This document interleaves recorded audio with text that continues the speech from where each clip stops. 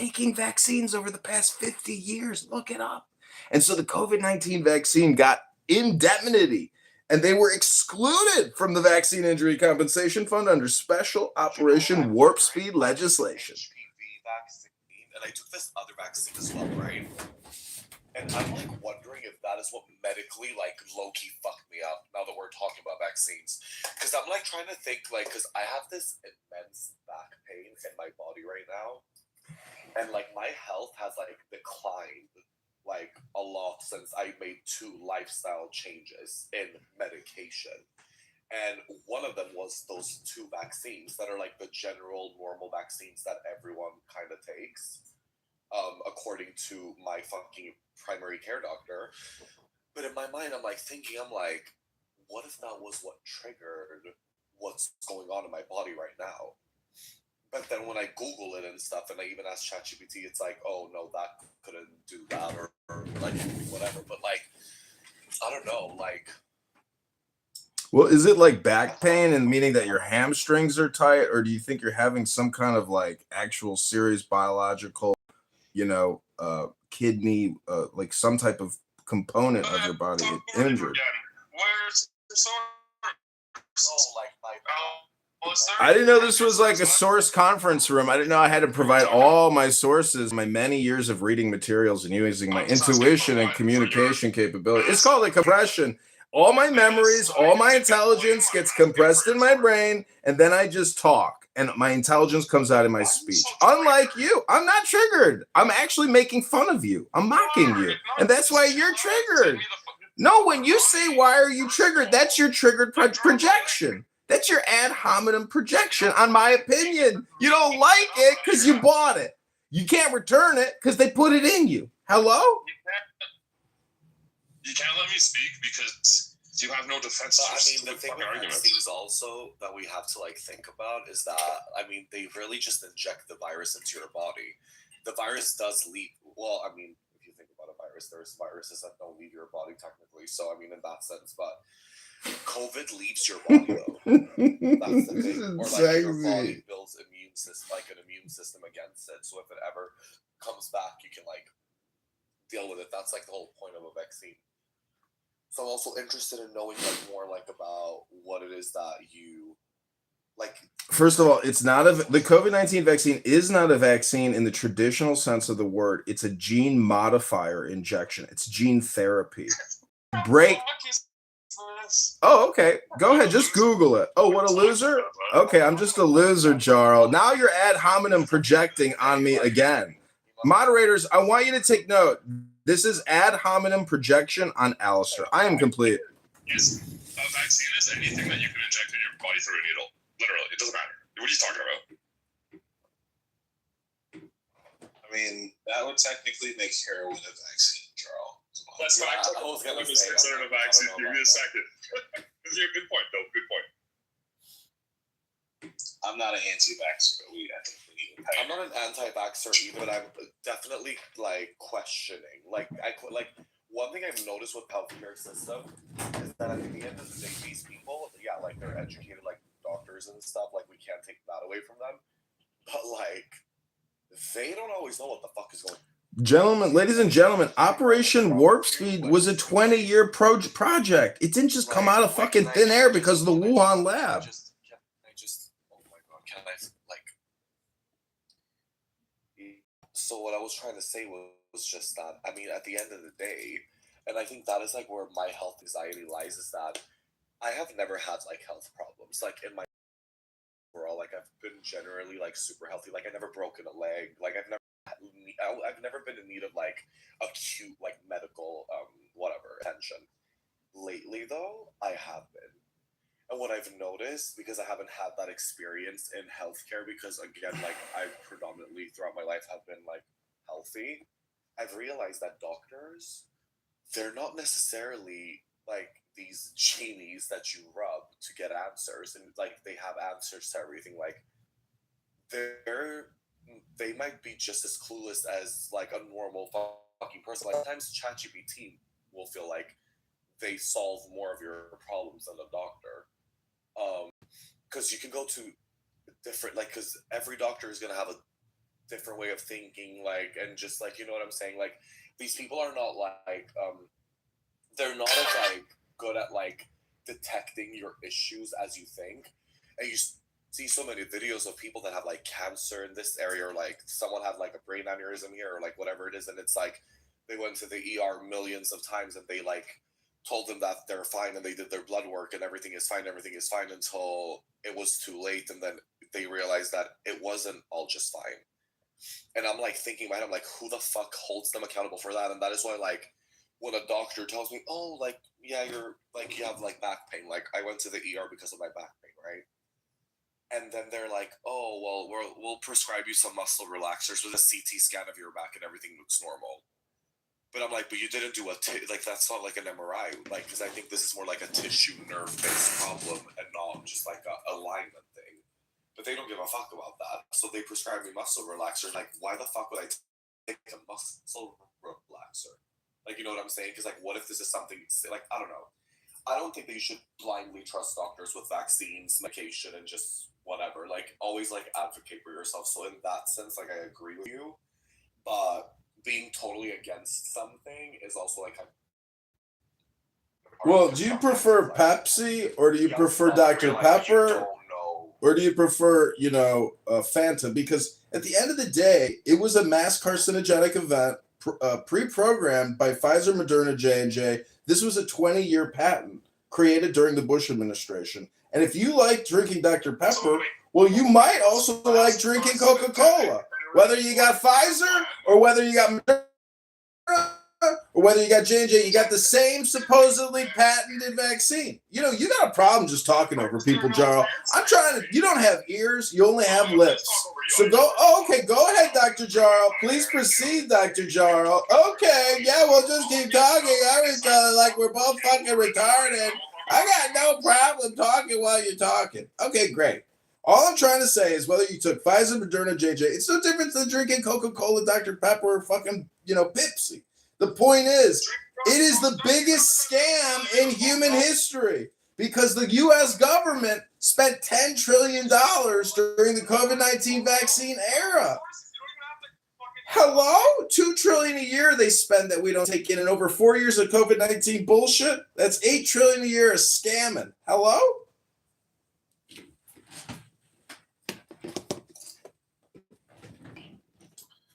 hello?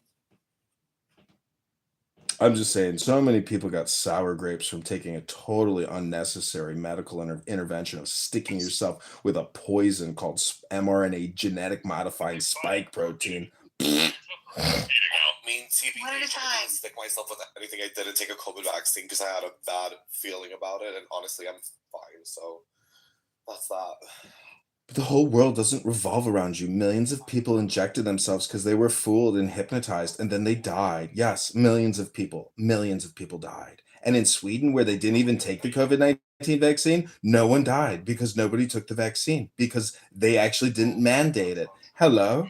It's true. You can Google it. Look it up. Look at the death rate in Sweden compared to other European countries in the United States. Hello? Yeah, give him the thumbs up. You just stuck it up his butthole. Hello?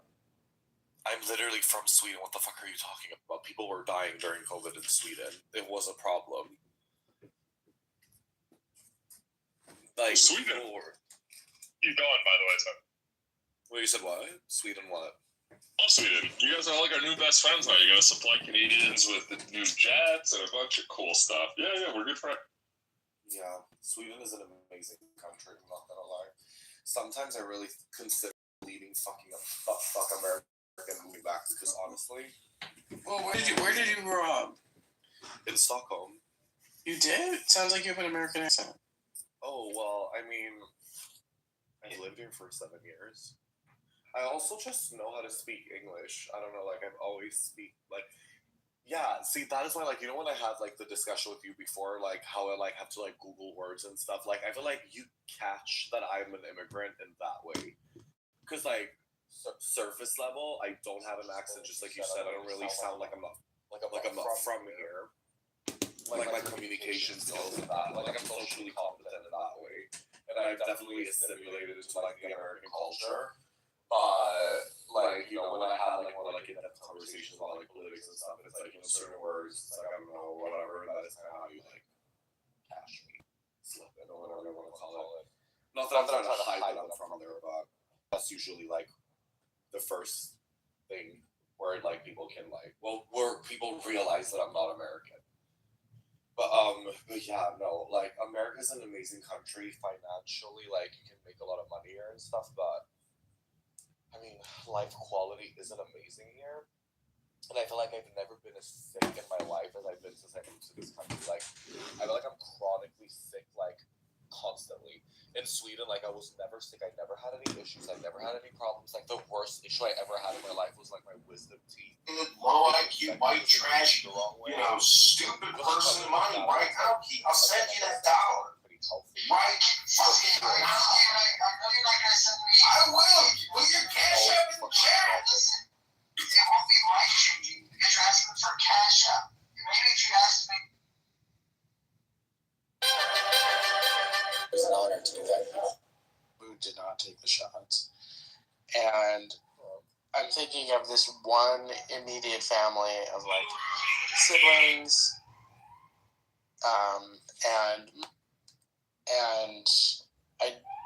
and father, and they all were healthy adults, and they all developed, all in this one immediate family, like very strange, different autoimmune conditions in short order after the shots. And they saw their own doctors, and they were totally bought in, and like, you know, Democrat types and whatever, and like even the types that were, some of them, not all of them, but some of them were like, hey, maybe we don't want you around this year if you haven't gotten the shots, like those kind of people who are so bought in. And like they all developed these like different autoimmune related maladies. And they went to their own doctors, again, who are the doctors who were pushing the vaccines. And their doctor said, like, this seems extremely likely that this is directly due to the vaccines. So take that for what you will. There's, you know, a trillion other anecdotes like that. And then just the most simple, distilled, powerful anecdote of the fact that there are many people who took those shots who do regret taking those shots. There is absolutely no person on earth. I mean, I'm not saying these people didn't get things from the vaccine, but my understanding is when people do develop, like that case that you just described, where the whole family got sick after the vaccine, sounds like something that pretty much all scientists and doctors who are in the field would be like jumping to study, right? And so I find it hard to believe their doctors wouldn't have just told them, oh, it's because of the vaccine. Like, I mean, maybe some doctors would say but that. I feel like, sorry, I'm going to interrupt you, but after everything that's gone down with Epstein, I feel like we've come to the conclusion that people do get silenced, that they will overlook things, because when the truth gets out, it will like create this chaos that they won't have control over. And for us to keep abiding to the government and trusting them, we need, like, they can't make those mistakes. Like, you have to understand something, like, if that came out, like, if there was, like, proof that this vaccine was, like, all, like, a shit show and, like, this whole thing, people would never trust the government ever again.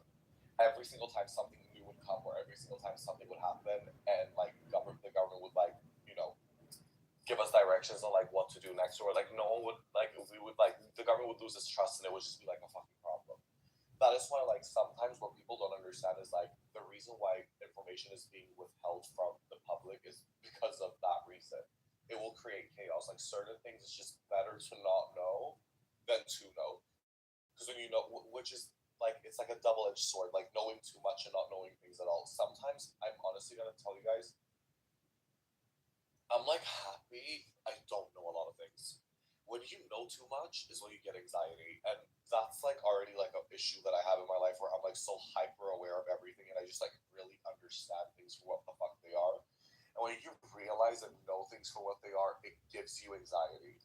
So I would rather not know things. I'd rather just be like, sometimes when I look at these people that are like IQ like 78, they like barely know how to like talk, and they're just like in this little like perfection of bubble of whatever, like, you know, they're just like clueless. It's like, I'm like, oh, I'm jealous that you really just like, you're like unaware. Like sometimes being unaware is the most amazing thing, even though that comes with a lot of problems too. But again, information is being withheld from us because of a lot of reasons, and that's one of them.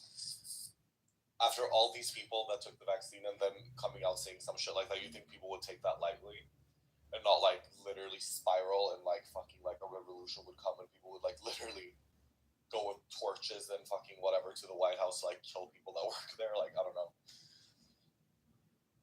I think it would just create more chaos. But not just American, like it's a global vaccine. It's not just American. So like, when you're saying that, it's the whole world. Global scale, exactly. So then every government would like I don't know, the Western world would have like fallen in a way. Maybe not now if it came out. I feel like if it came out now, it would be easier to like maneuver. But like then and there, like it would have like complete chaos. They already shut everyone down and forced them to stay inside. Like imagine if like that information came out when that was happening, people would like go out on the streets and like burn things. Like it would be insane.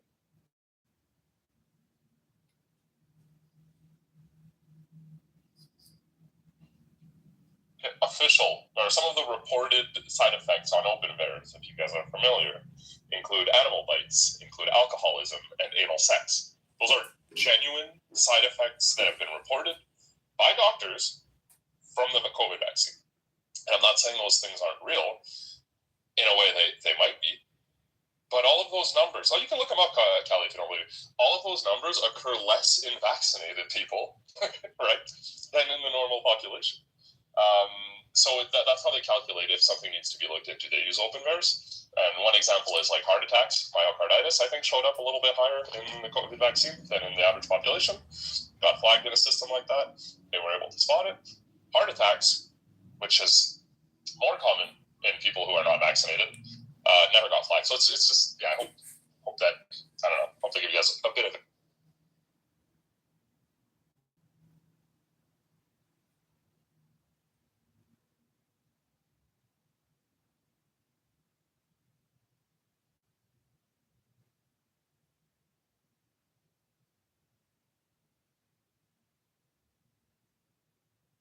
For Alistair would be telling me why it makes sense that animal bites and anal sex are side effects.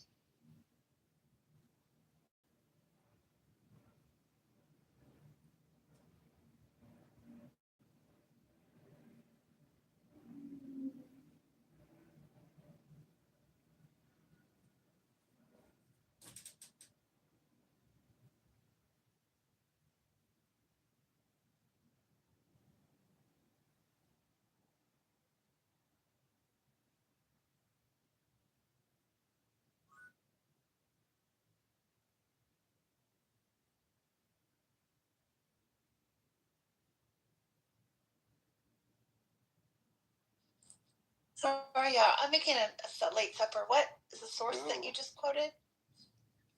It's the source that Access quote all the time, but it's like a legit source from medical information. It's where they track all the side effects from, I believe, COVID vaccines and other vaccines. What is the name of the site?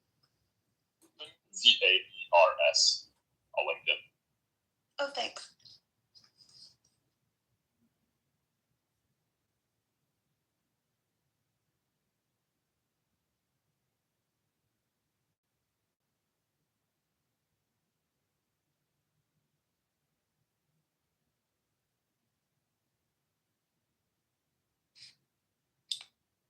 Arrived at the conclusion of animal bites and anal sex conversation. Oh yeah, did you hear the siren call for you when we started talking about the good stuff? Well, I felt the spirit in my body that called me to come into this room, but I think it's a little tardy.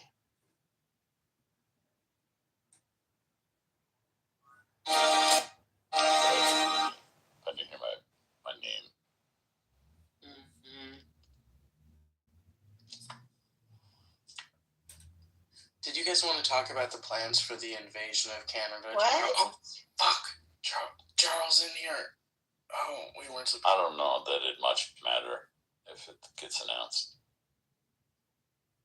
Supposed to be having trade talks, and apparently that's not going so well. So. Oh, do we trade with Canada? I don't know. I don't know why you're putting tariffs on us. But we do get maple syrup from you guys. It's delicious too. Don't change it. Actually, a lot of like over-the-counter pharmaceuticals are made in Canada. Well, the tariffs that apparently are making Canadians angry are steel, auto, lumber. So you must buy those three.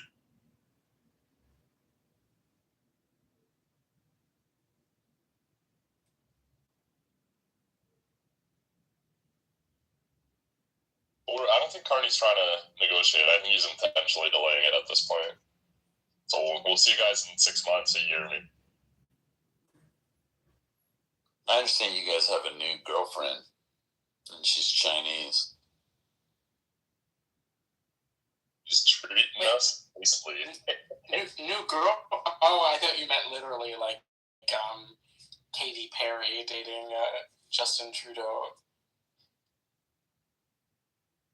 And them going to Coachella together, and how the internet flipped out because they were using single-use plastic cups in their like hotel room or whatever, and eating pizza, and he banned single-use plastic cups when he was reigning in Canada. He only banned straw, but maybe you're right. I mean, no, we still have single-use cups at every restaurant.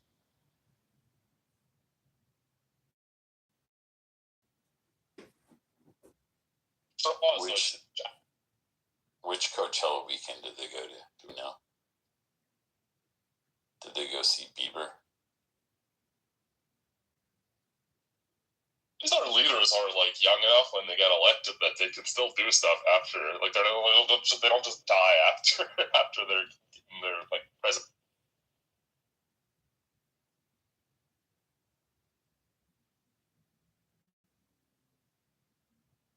I mean, there are a decent amount of former American presidents that are still living.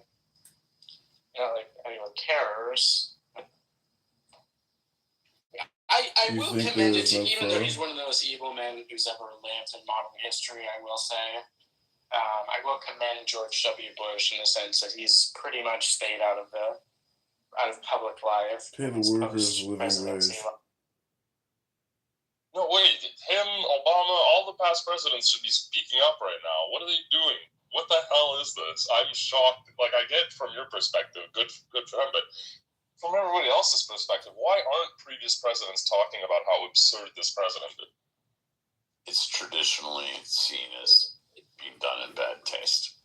That, and it's the same reason why Trump, wants to be buddies with Mamdani while he's in power.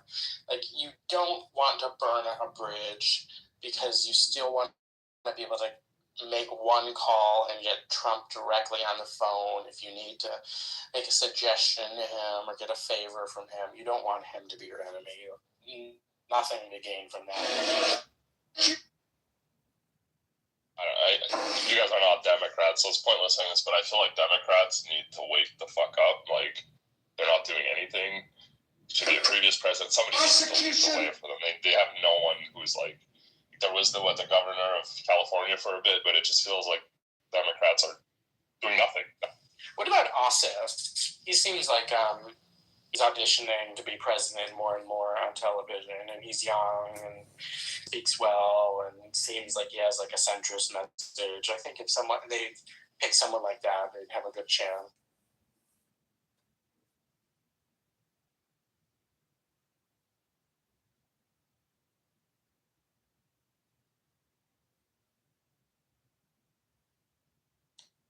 Jarl, have you ever had a job where you were promoted into the next level of that role? Yes. Go on. And when you were promoted, did you go into that role and then criticize the predecessor that was in that role for the shitty job, like the mess that you inherited? No, but my predecessors never threatened to. Well, then you've been working at the wrong place. But it's like it's in bad taste to have been in that position. Well, The prosecution. Well, actually, it's reversed. What I meant to say is that that person who left that role would be criticizing your filling in that role and the work that you were doing. It's not a good look. So I don't know that it's like an American president thing. I think it's just sort of universal.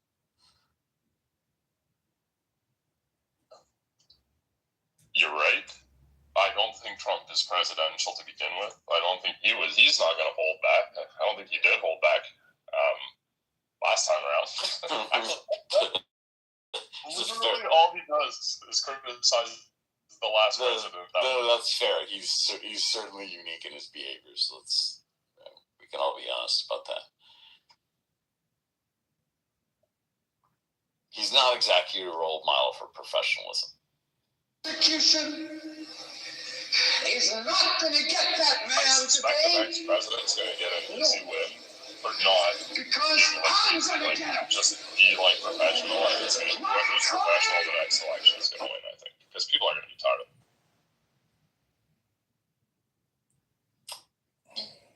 Yeah, I think that's.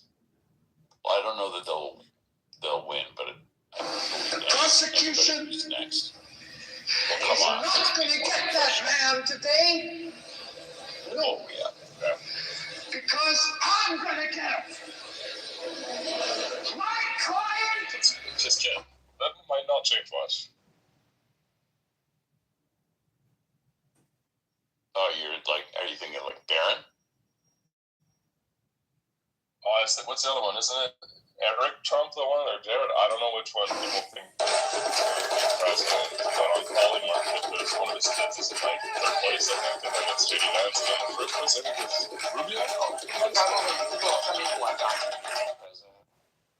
Don Jr. Excuse me, sir. Nor Eric. Excuse me, sir. Ever. It's TMZ. You're kind of famous on the hill for your cigars, my friend. Barron, I would vote for Barron. Is it a good cigar? Ivanka's I always see you got walking it. around with cigars. How many do you get through? Ivanka. Family out of Connecticut. Ivanka. Yeah, Ivanka's the daughter. Yeah, she's far and away a better presidential candidate than anyone else. I don't know. She's sort of like more like demure. She doesn't really like get involved in politics. I agree, but she's got a great rack. Yeah, she's very good looking. I mean, she certainly was when she was younger too. But and she's never like Eric and Don Jr. are always in the political stuff. Like she never is.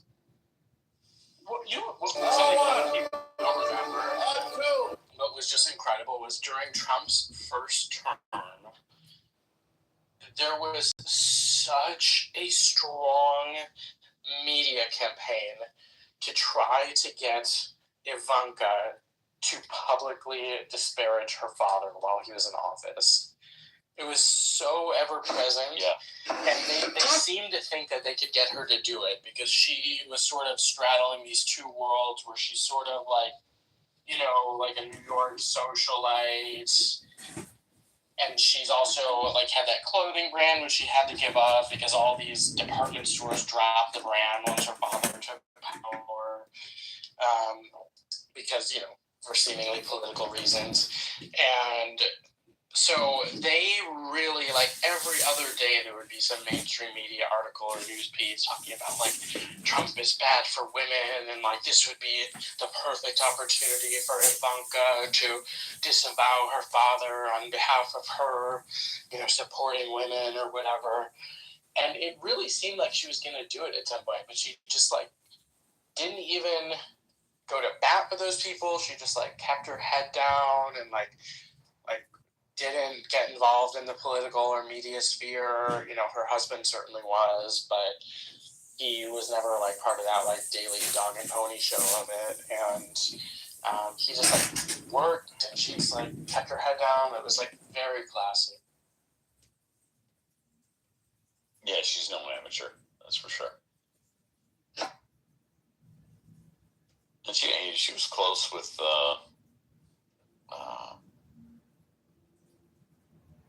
Chelsea Clinton. The prosecution. Oh, sure. I mean, They stopped speaking, obviously, because of her father's behavior. I mean, the Clintons went to. I think they went to his wedding with Melania.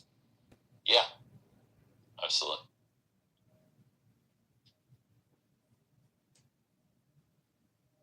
And I wonder if Is not going to get that man today. No. Chelsea's wedding. Because I'm going to. I have to imagine so. Because she married a Jew also. Excuse me, sir. The prosecution.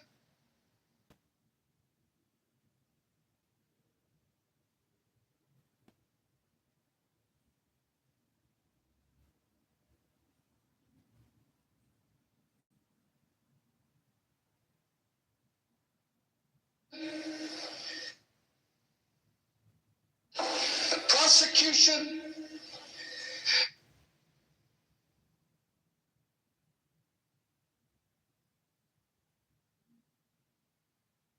The prosecution is. For some reason, I thought my passport expired this summer, and I went to pull it out the other day, and I saw my passport expired in February. Which means shit. So you have to go through the process. No, because I guess it's the same process if it's like if it's expired less than 6 months ago. So I don't have to go through any other thing. I just have to send it in and send a form in through the mail. But yeah, it's just annoying. Totally. And this time I think I'm gonna get. And for some reason I can't do it online because this time I want to get the passport card in addition to the actual passport book, which is.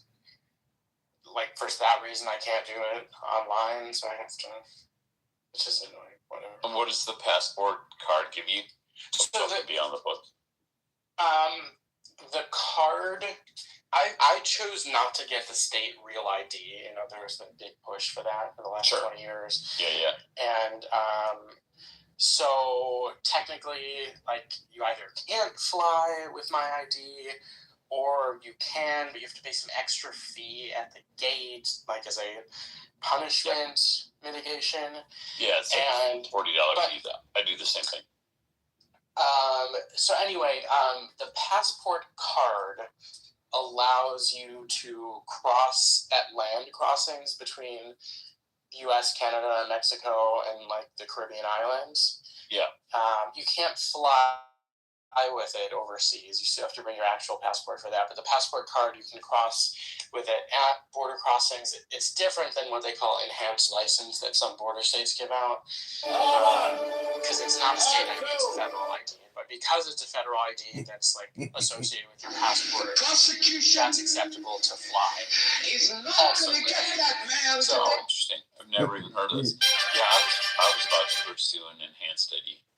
When I get on. If you don't want to get the enhanced ID, the passport card is better because, one, like there's a lot of people who don't like that there's essentially an easy federal database that's like a digital web of everything you do with enhanced ID. And then two, enhanced ID has to be renewed like every. I don't know if it's every 3 years or whatever. You have to get a new license, whatever it is in your state, and it's like an additional fee above a normal license that you have to pay every time, whereas passport card is just like a $30 fee when you're getting it anyway, and it's good for 10 years. The prosecution. So I'll just take my actual passport today.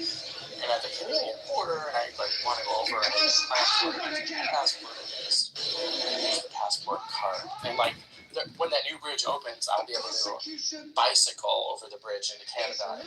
If you walk or bicycle across the new bridge, it's fare free. You don't have to pay anything, which is super nice, but you will have to have some, accept. That's interesting. Yeah, I'm hearing through some of the words that you're using that you've intentionally avoided a real ID, probably for the same reason I have, which is I know how poorly the federal government or even the state government will handle that data. So if I can be the last person on earth to comply, I'd like to do so. It's essentially it's like, look, to my like, if people make an argument, like they track you anyway, you have a smartphone on you that tracks everything you do anyway. It's like, yes, of course, but like, I don't need to make it any easier for any of them to like have all of my like data points that paint the picture of my entire waking life, in one convenient place. Like, I should at least like want as many layers of abstraction between all those data points as possible. Totally.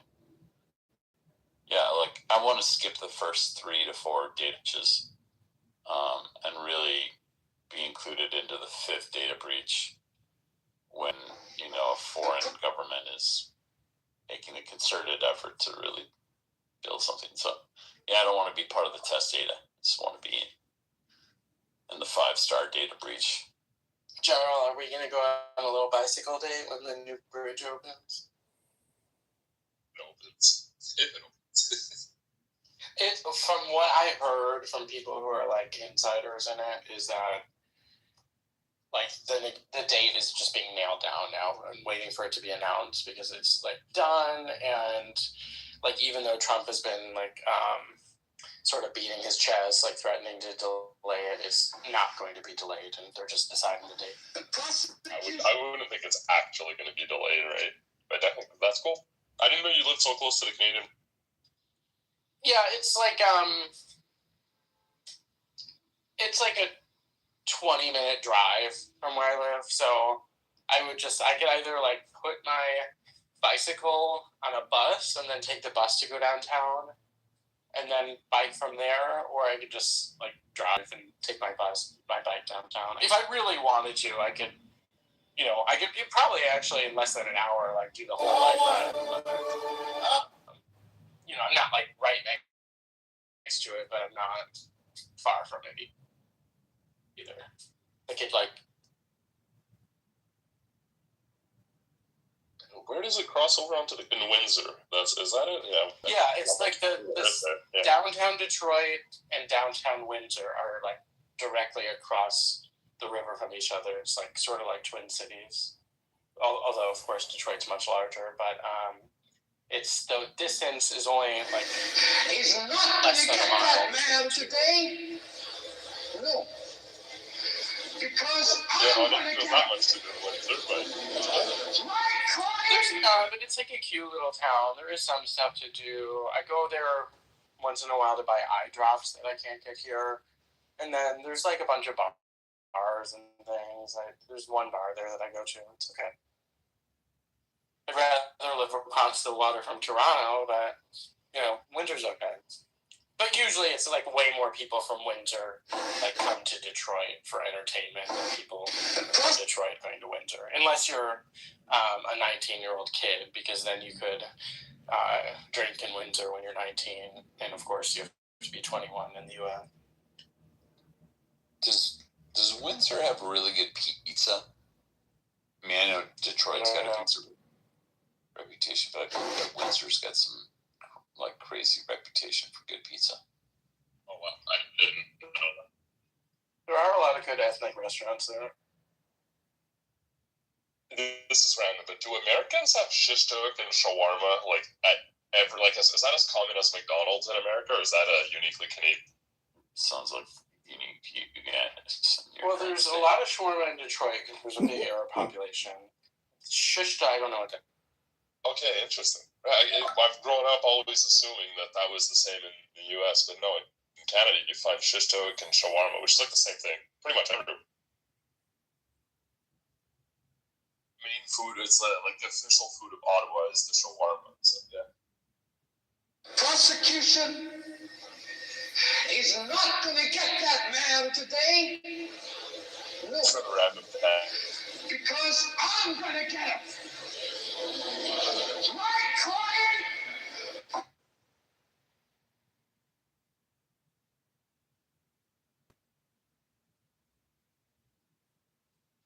Yarl, what's a unique food where you live? Like specific to where you live in Canada? Well, the most like culturally specific food to where I live is cabanessu, which I guess in English is sugar shack, which is the meal that we have where maple syrup is made, which usually involves like omelets, like pig ears, or what's it called? I don't know what it's called in English.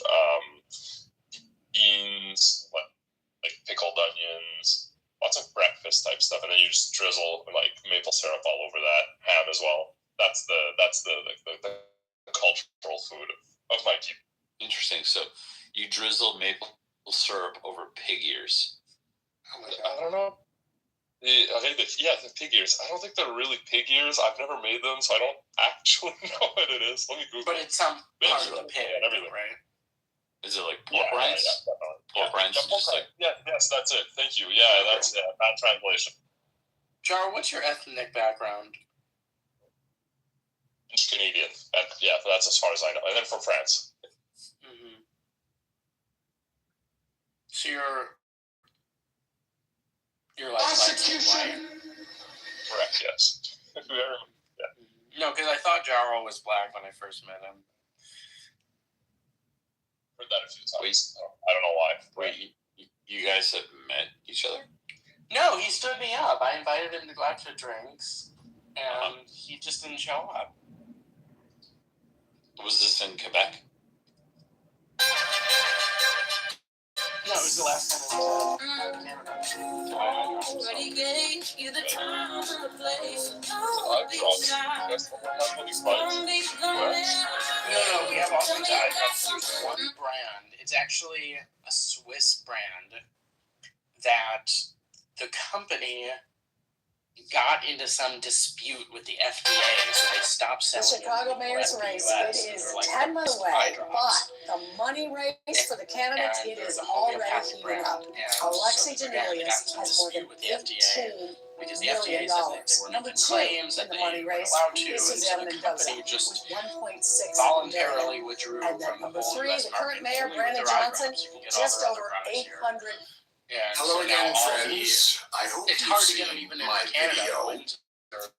I think Americans go over just to buy these eye drops. So, like, I seriously spent a whole day there, like, drove from store to store to store. I was going to buy, like, 20 of them, and I could only find 3 after going to, I don't know, 7 stores, 3 boxes of it.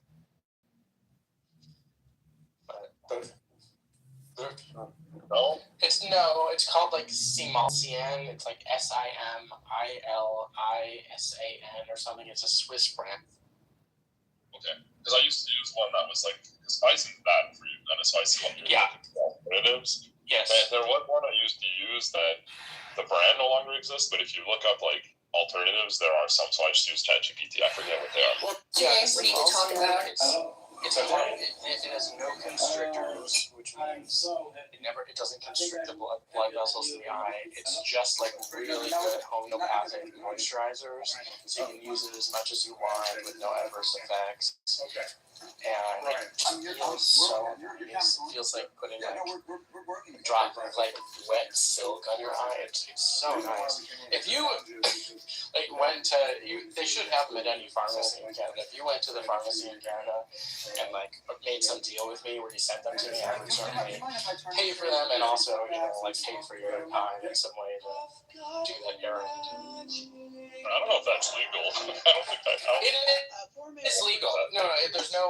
It is legal because it's not a prescription drug. It's over the counter, and they're not illegal in the U.S. They're just not currently sold per the company deciding to bail out of the U.S. It's not illegal. I even when I go there, I tell the border agent on both sides, I'm here to buy over the counter eye drops.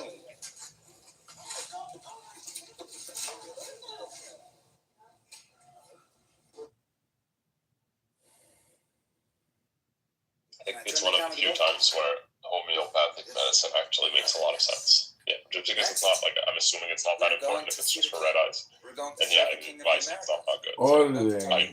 Some cards. Okay, I need my phone back. Although, double check that it's not also dangerous. Recording equipment. So this Drink mice, you'll die. Sorry, go ahead, sorry. No, I'm sorry. Go ahead, Joe. I was saying I heard if you drink Visine, you'll die, so yeah, but that was it. Unless it's prescription, I've never put anything in my eyes. So you're saying that this is something that you put in your eyes just to lubricate the eye? Yeah, it's like I used it during the winter when it's super dry. It's just it's not good to let your eyes get super dry, like when there's no moisture in the air. It's really, really not good for your vision long term to let your eyes be that dry. Interesting. Oh, I used to use it after smoking to clear red eyes. I thought that might be what you I used. wish. I had to give up cannabis like over 5 years ago at this point, and I had a excellent 20-year fling with.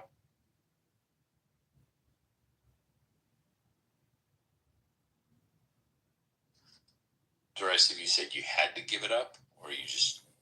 I did. I developed a horrible allergy to it, where I would get like violently ill from it. Damn.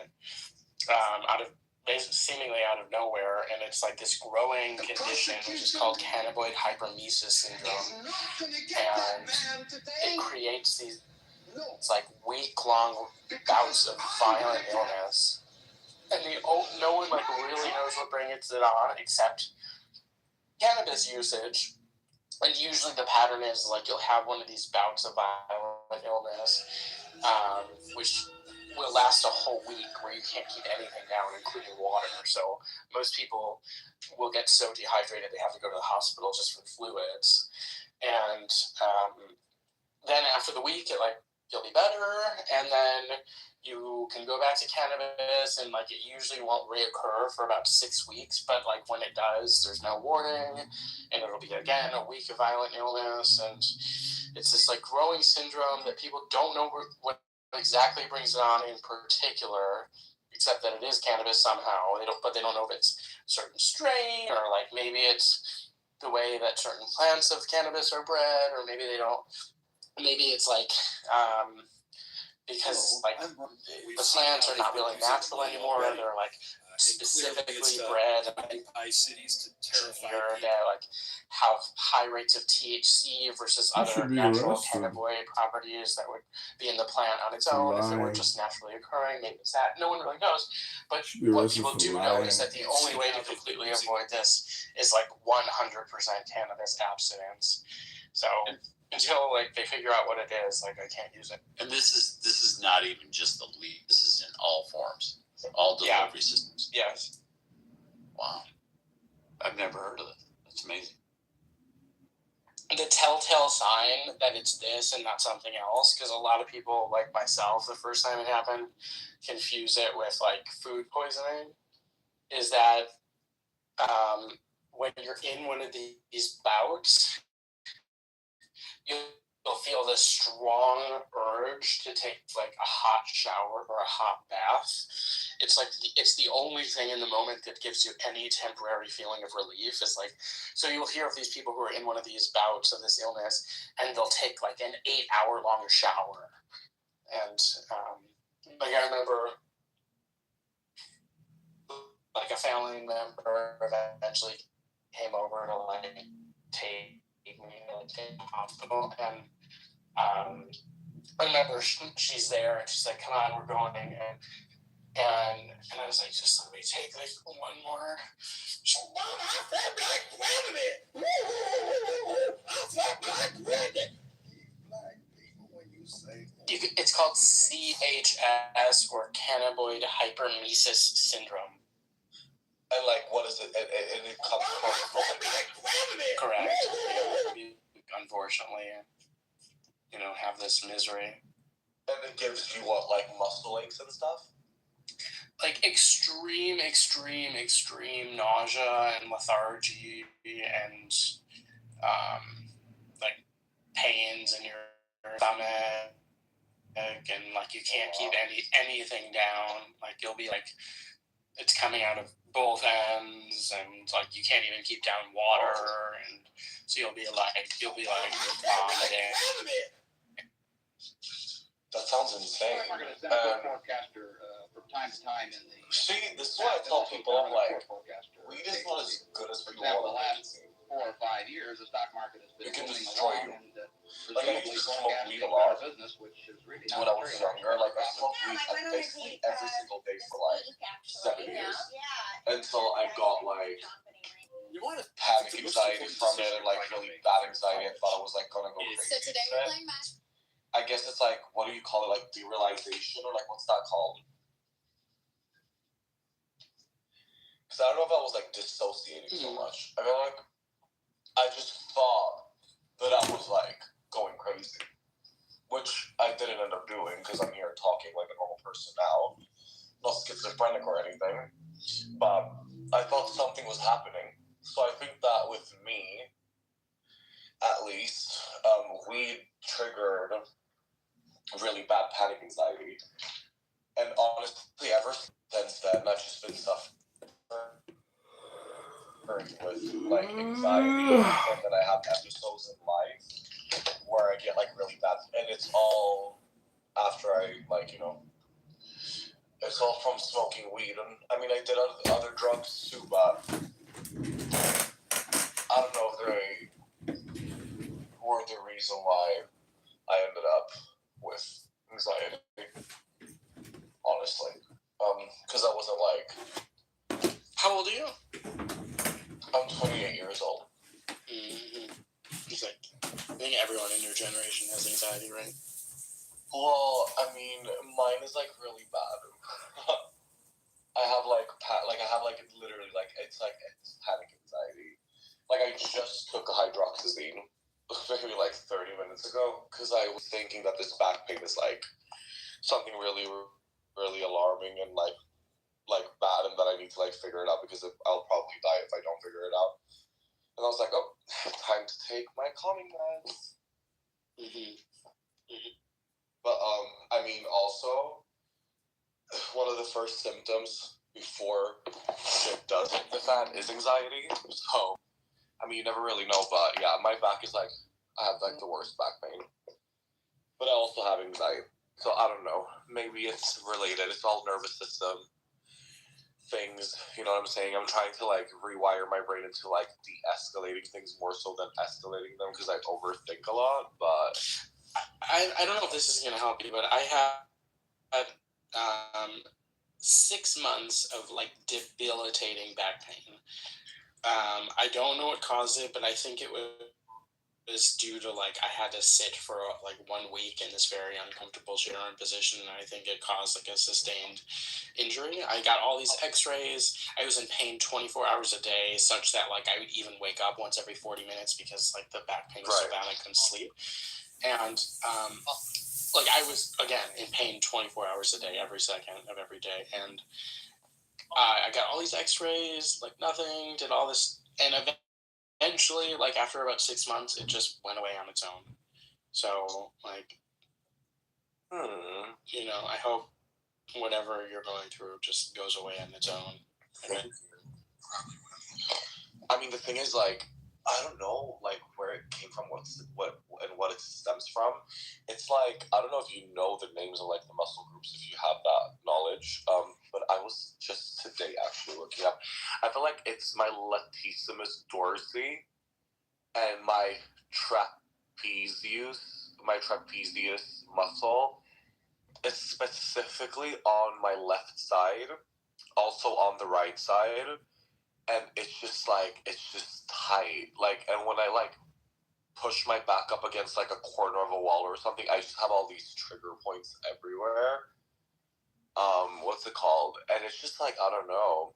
It's making me freak out like a tiny bit, but like you said, it's probably something that has more of like a common, like it's probably more of like a realistic not so dangerous explanation behind why it's like the way it is. Because if it was really bad, I probably would like not be able to like sit here and talk and like be somewhat normal.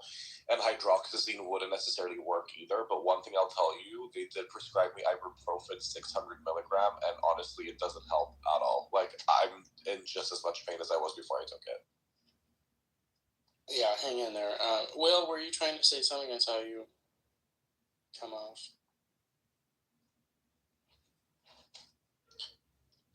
Did you just wake up eating? I sure did. Oh,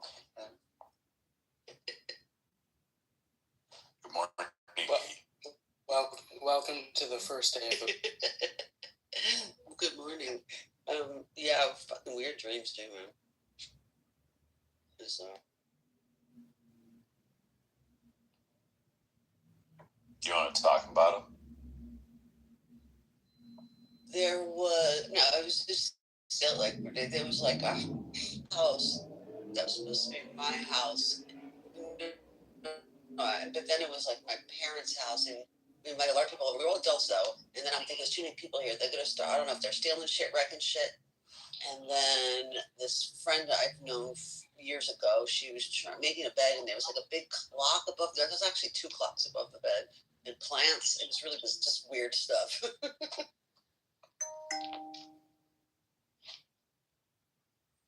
Do you ever try to interpret your dreams? I think that's largely nonsense. You know, I think the stuff is very obvious. You know, stuff you're worried about will pop up things, but like, you know, a milk carton means your mother. You know, that's not true. Yeah, what are the tropes about that? There's like something about like you're missing teeth or your teeth falls out. It's supposed to mean something very specific. I don't remember, but yes, and I think that's all bullshit. I feel like it is too. Like just what my gut tells me about how I imagine the world to work. I can remember usually when there's weird stuff like that. If I think back, I can remember something that like I thought about for a minute. Like, oh yeah, I was looking at that plant. That was really interesting. Oh yeah, I was looking at that clock. Like usually I can remember where that information came from. Mine, it's supposed. I think like some sort of weird lack of control with the teeth thing. I think. I don't know for sure. That's what they say. Yeah. I'm no. Yeah. Like a lack of control. Yeah. Lack of control, like it's like your teeth are falling out because you're not able to crunch in and take in what's going on. Like it's like how, for whatever reason, it makes sense that you can't take in information, so you're not processing what's going on, so you have no actual understanding or. When I have dreams, we've all had dreams like bathroom dreams, going to the bathroom. Usually I wake up and I have to go to the bathroom, and that's why I have to go to the bathroom. Oh, sure. Like, yeah, the sensation of having to urinate in your dream. Yeah. I mean, I've never had one of the teeth falling out dreams. I've certainly had like trillions of dreams about I'm back in high school and I'm feeling some existential anxiety. Yeah. And I think that is just related to like how much like I don't mean this to sound like in a trivial way, but like how much actual like trauma on some mental level you experience being in places like that. Not like anything particularly horrible happened to me, but just the feeling of being somewhere that you hate being for so many hours, so many days in a row. And it's a pivotal time in your life. I mean, those years are you're growing up, becoming an adult. It's like I always dream, or generally I dream about waiting tables, right? Which was like my first job, well, my second job. You know, I don't dream about the jobs after. It's always waiting tables, you know. It's like I don't think there's anything significant other than that was like one of the first jobs I had when I was really young. You know, the first time I had money in my pocket. You know, it's stressful too. I fully agree. I had the high school dream never goes away. Apparently, I always have the dream. It's high school or college, and like exams are coming up, and I'm like, I haven't been to school all year. Like, and I think that's because like I lucid dream a lot too, and I think that the conscious part of my brain is like, well, I haven't been to school, so how am I taking tests? Like, I think that's what's actually going on.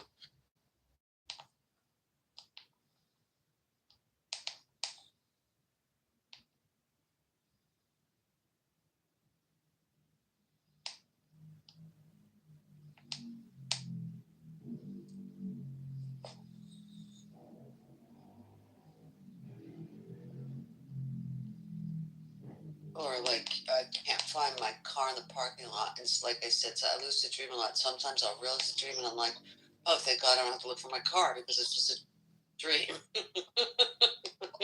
It's so strange. There's like few moments where like you wake up, you were clearly feeling some kind of big anxiety in the dream, and you wake up and you're like, oh, feeling the relief. Okay, that was just a dream, but like that feeling of anxiety doesn't immediately leave you because you intellectually know that it wasn't real. It's like it sort of lingers with you, and there's even a few moments where, Or if it's a positive dream and then you wake up and you're like, I want to go back. That was so cool. You know? yeah. And I have had a few dreams like that. Like where I would have an awesome dream and I woke up in the middle of the night and I was sad that I had awoken, and then I was able to go right back to bed and like go back into the same dream. Yeah, right. That, yeah. Or a dream about people who died in the dream. That usually triggers lucidity.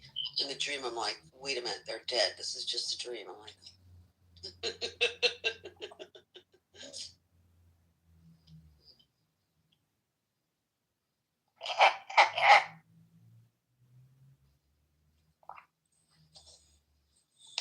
Sorry. So you all right? I was writing something down. Ooh. You dream journaling? Yeah, I do a bit of a dream journal stuff. I'm out of doing that because you have to like have a pen and a paper right next to your bed, right? Because you're the way your brain works, like you will right. Well, it's hard. Think about it like so. You get up and everything is instant, and you're like fuck, and you grab it and it's dark, so you put the light, or you don't. You gotta grab something. It's all chaos, you know?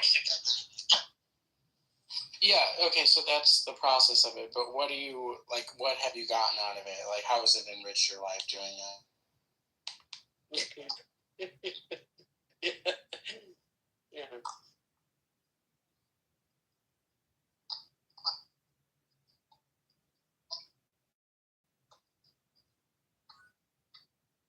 Yeah, but is it like, see, yeah, my thing is like, because when I was much younger, I used to do that, and it was just obvious stuff, like lack of control. Let's say you equate the falling out teeth to that. I was like, did I not know that in my waking life? Of course I knew that. So it's not telling me anything I didn't know. It's not uncovering the subconscious stuff that's only revealed in my dream. You know, this is so. And like I said, usually the strangest things that seem so out of place. Usually I can remember. It's not necessarily the day before. Usually within the past few days, but something that I sort of fixated on for a minute that I thought was important for a minute, and that pops up in a dream.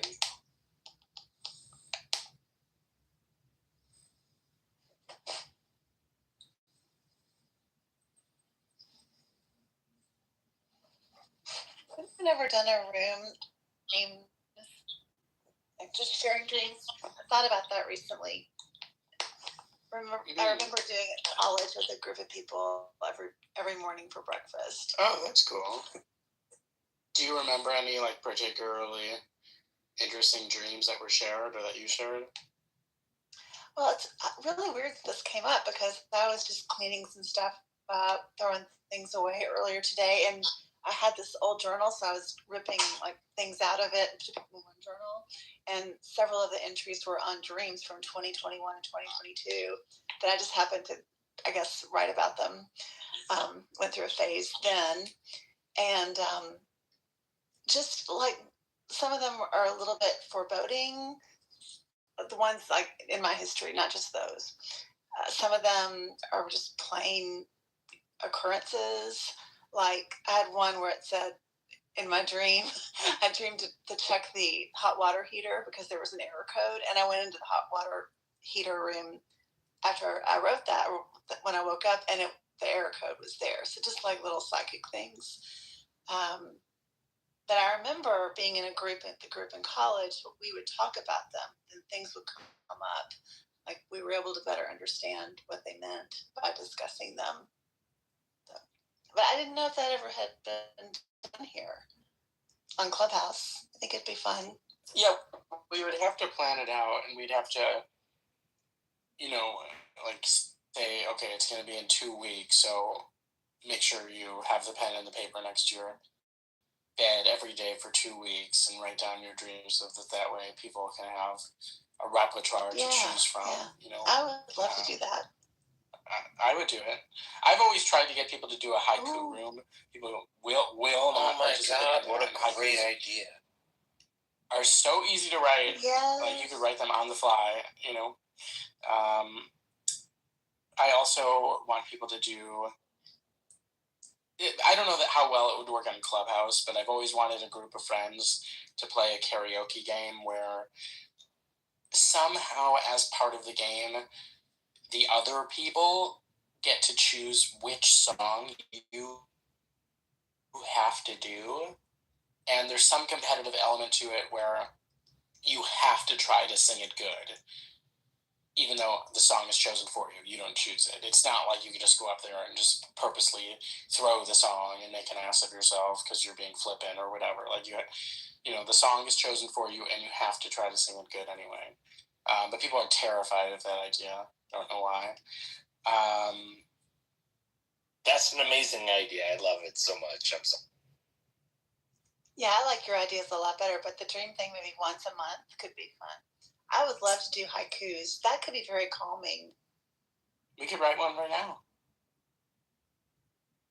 Everyone's gonna leave. Serendipity's like side-eyeing me right now. No way. She knows how many times I've tried to do it. Do it. Anyone do all it. All My right. hands Let up. me mute for a minute. I'll write a haiku.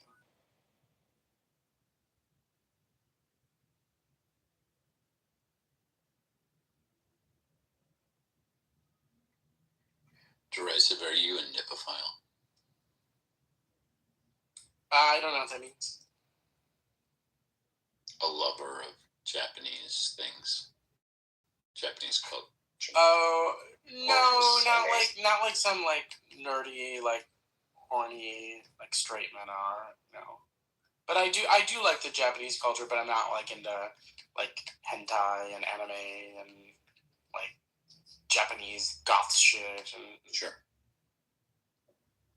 I will not further disturb your haiku writing.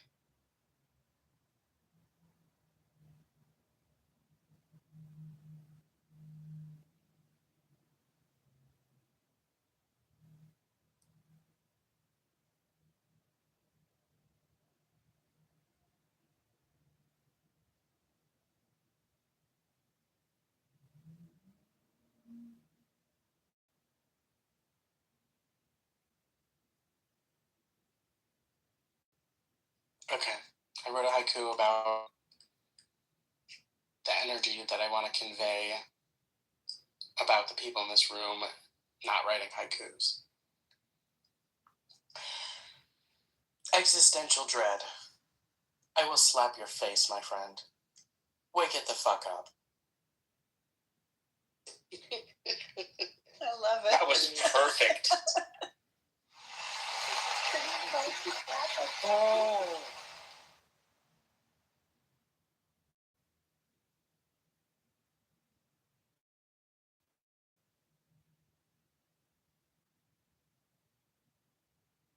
I'm not Asian, but that's pretty much probably God level.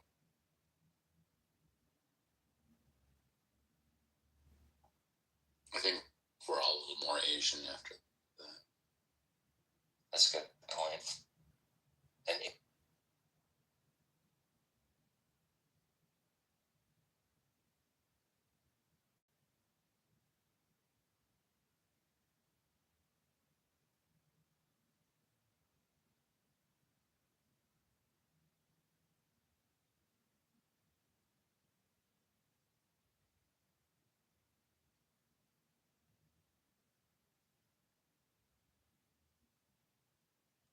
Okay, I wrote a haiku about Edie.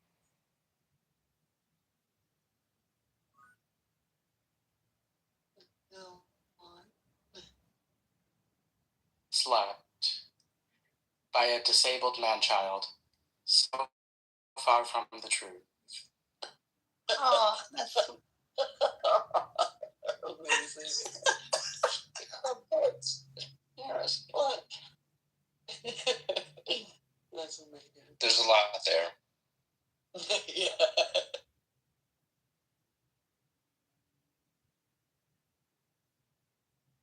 Will anyone write a haiku? It's Should just we write like anything? limericks. Limericks are fun. Yeah, limericks Yeah. are fun. They take a little bit more effort in planning. A haiku is so great because it's like a single thought conveyed Yeah. with like a floatiness. You know? I want to practice them though. I can feel that it would be very relaxing to do those. Is that 5 syllables and then 7 and then 5? Correct. Okay.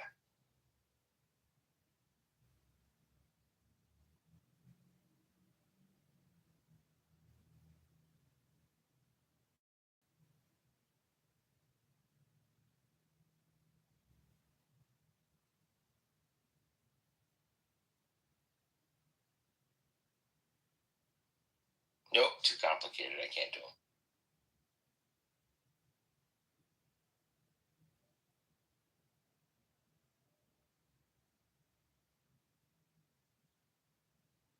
No, I'm writing a limerick.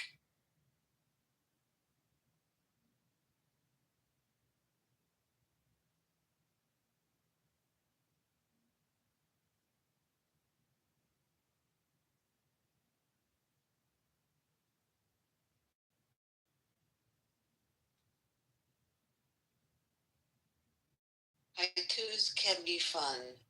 Sit down and give it a try. We won't laugh at you.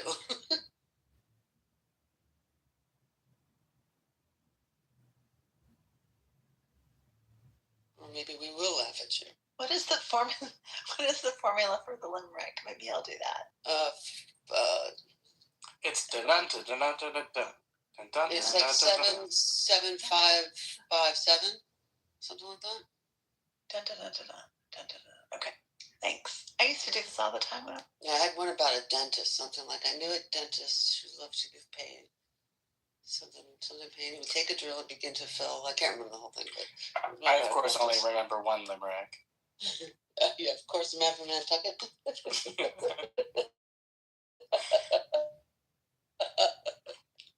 What's the last line? I'm trying to remember it.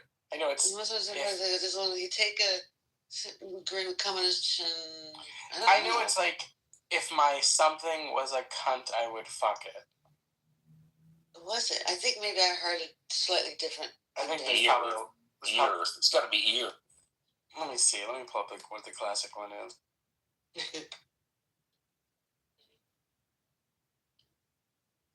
And you guys have been on here for this whole time. Like I left like maybe like a few hours ago, but you guys are still here. Cool. Well, but here you are back again.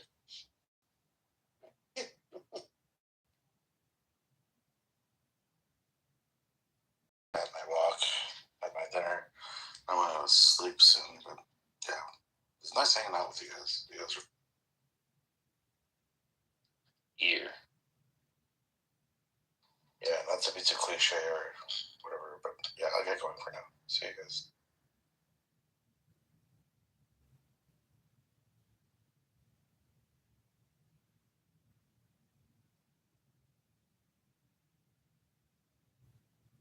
Okay. I guess it's just a. Oh, here it is. Yeah, here's the one I was thinking of. I guess it's called the 1927 reballed version. But it's basically, there once was a man from Nantucket, and there's a trillion variations after that line. Except the common theme that they're all like what they call blue limericks and filthy limericks. So there's a million versions that all start with "There once was a man from Nantucket." Yeah. But here's the one that I was thinking of, which I guess is one of the classics. There once was a man from Nantucket whose dick was so long he could suck it.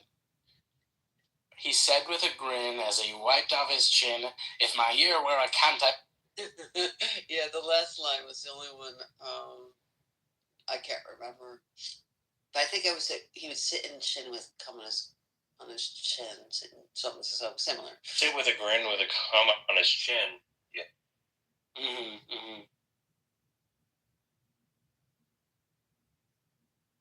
Oh, I don't know the rest. I'm sorry.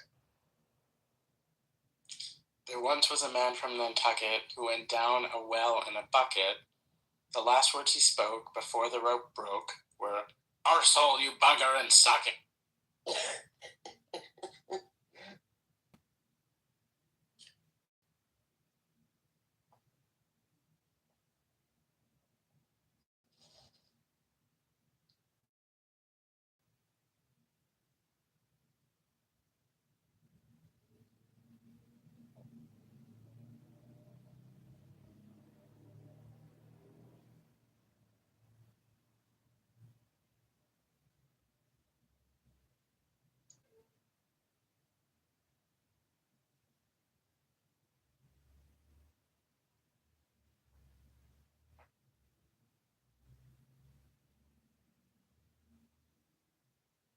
Thomas, which clubhouse rooms do you normally go in? I have no idea. I'm all over the place. I find what's open, I guess, and hang out where I'm welcome. You don't have any like regular rooms that you go in? I mean, honestly, in here rarely, but I wouldn't say. I don't know. I'm everywhere. Okay. Do you see me in a lot of rooms, or? Well, so I hope to see you more. I appreciate that, and you as well.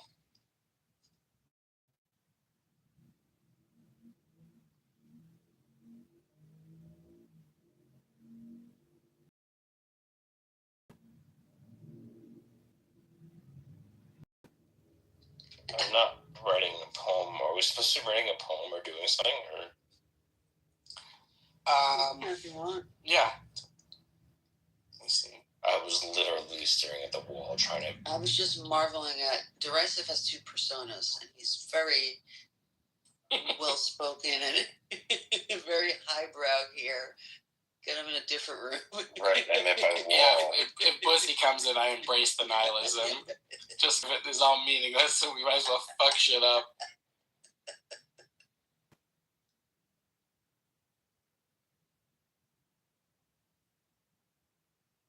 It's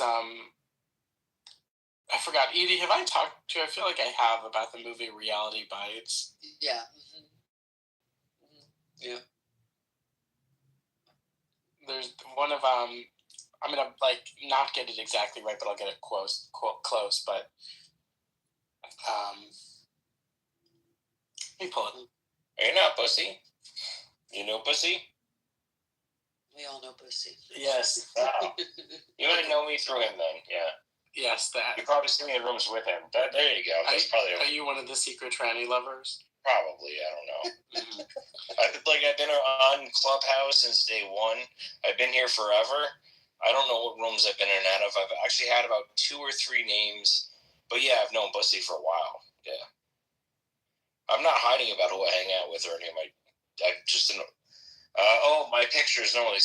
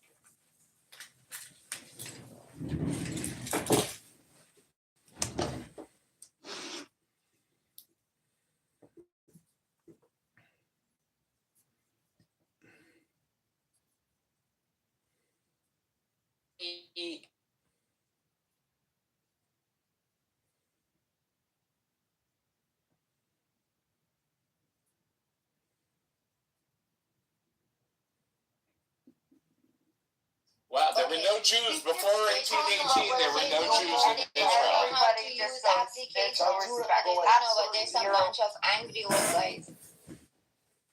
Go ahead, please. Listen. So after that, they slowly started calling other people, other Jewish who has been convinced by the Zionist ideology for having a Jewish people a homeland, but this homeland already had people, okay? Jewish people. It had Jewish people. It has Jewish people from past, which was called old issues, okay? Old issue. We were here before you. The old issue has nothing to do with the settlers who came in the base of Zionism mindset. Okay, the old issue have been forever over there. They've been living peaceful with Palestinians, and they consider themselves Palestinian. Okay. But the new issue was the settlers who came and they started growing and calling more out people on the base of idea that we want to give Jewish people a land. But what was happening in Bethlehem? Jewish non-people. Huh? Nothing called Jewish people. They're the people who is just created by the Zionists. They never were something called Jewish people. Oh my God! Oh my God! What about the whole first, the Old Testament? What about King David? Come on, Sephardi people, but there is nothing called a Jewish people. Do you know about Moses? Do you know about Moses? Moses was an Israelite, not a Jew. Oh, okay. There's a difference between a Jew and an Israelite. What is the difference? Tell me the difference. Well, I'll tell you the difference. If you consider that Moses was a Jew because of Yehuda, he's from the tribe of Levi, so he wasn't a Jew. Okay. Second thing, nothing in the 5 books of Moses allegedly. You call them anything. There's nothing in the 5 books of Moses describe who's a Jew, whatever. Who's a Jew? We're right here. Fuck up, guy. I'm looking. I'm right here. I know you're a guy. Yes, I know you're a Polish guy. You're a Ukrainian guy. Right, exactly. You're from like Lithuania or Poland or something. Lithuania or shit. You don't even. Netanyahu's got a Lithuanian. Ukraine or wherever you're from. Don't bring me someone from You Lithuania. know, 815,000 Jews were kicked. Let me finish. What about the Jews who were kicked out of Iran? The Jews kicked out of Syria. The Jews kicked out of. They were kicked out. What do you mean? There's synagogues in Syria. There are synagogues in Iran. How about the synagogue? There's synagogues in Iran. How about the synagogue? Even the Iranian regime says that we have Jews. You're saying they're not Jews? Randy, the rabbi of the synagogue in Tehran said that he's for Iran. Okay, but is he a Jew? According to the Zionists, just bombed it. According to this guy, he's not even a Jew. By the Jews, he says they're not Jewish people. Make up your mind. Dude, you are go to the Torah. Listen, go to the Torah and go to Genesis 10. Genesis 10, 1 through 5. It tells you, their own Torah tells them they are not Semites. They are Japhethites. They're from the Caucasus Mountains. They are converts. They converted to the religion. They're not the Israelite people. Their own Torah tells them that. So why was Hitler killing all these Jews? What was going on with him? Okay, because he went around to all these synagogues and rounded up people. Tell me about him. There was a big misunderstanding. Why were the Turkish? Why did the Turks kill all the Armenians? Yep. Because I don't know why. Because he got. You seem to know everything. Tell us. Because the Zionists want to sacrifice some Jews for the cause of Israel. That's why it's called a Holocaust, burning sacrifice. So kill or sacrifice some few Jews, okay, that weaker brethren, for the cause of Israel. It's called the Holocaust sacrifice. It's not called a genocide. It's called a sacrifice. Wow, you have a great imagination. Did that? This is science fiction. So you have an Israel. It's science fiction. Now let's go back to Iran. Let's go back to Iran. Shall we go back to Iran? Do you want to talk about the 20 settlers who came to Palestine? We're all over the place in this conversation. Yeah, I want to talk about Iran too. Yeah, go ahead. Let's go to Iran. stop these goyish tricks, okay? We're not No, going. you stop your jihadist tricks. Stop your Islamist tricks, okay? We are the just don't blow up the room, okay? I know you're a suicide go bomber. back to Ukraine. Don't do a suicide bombing in the room, okay?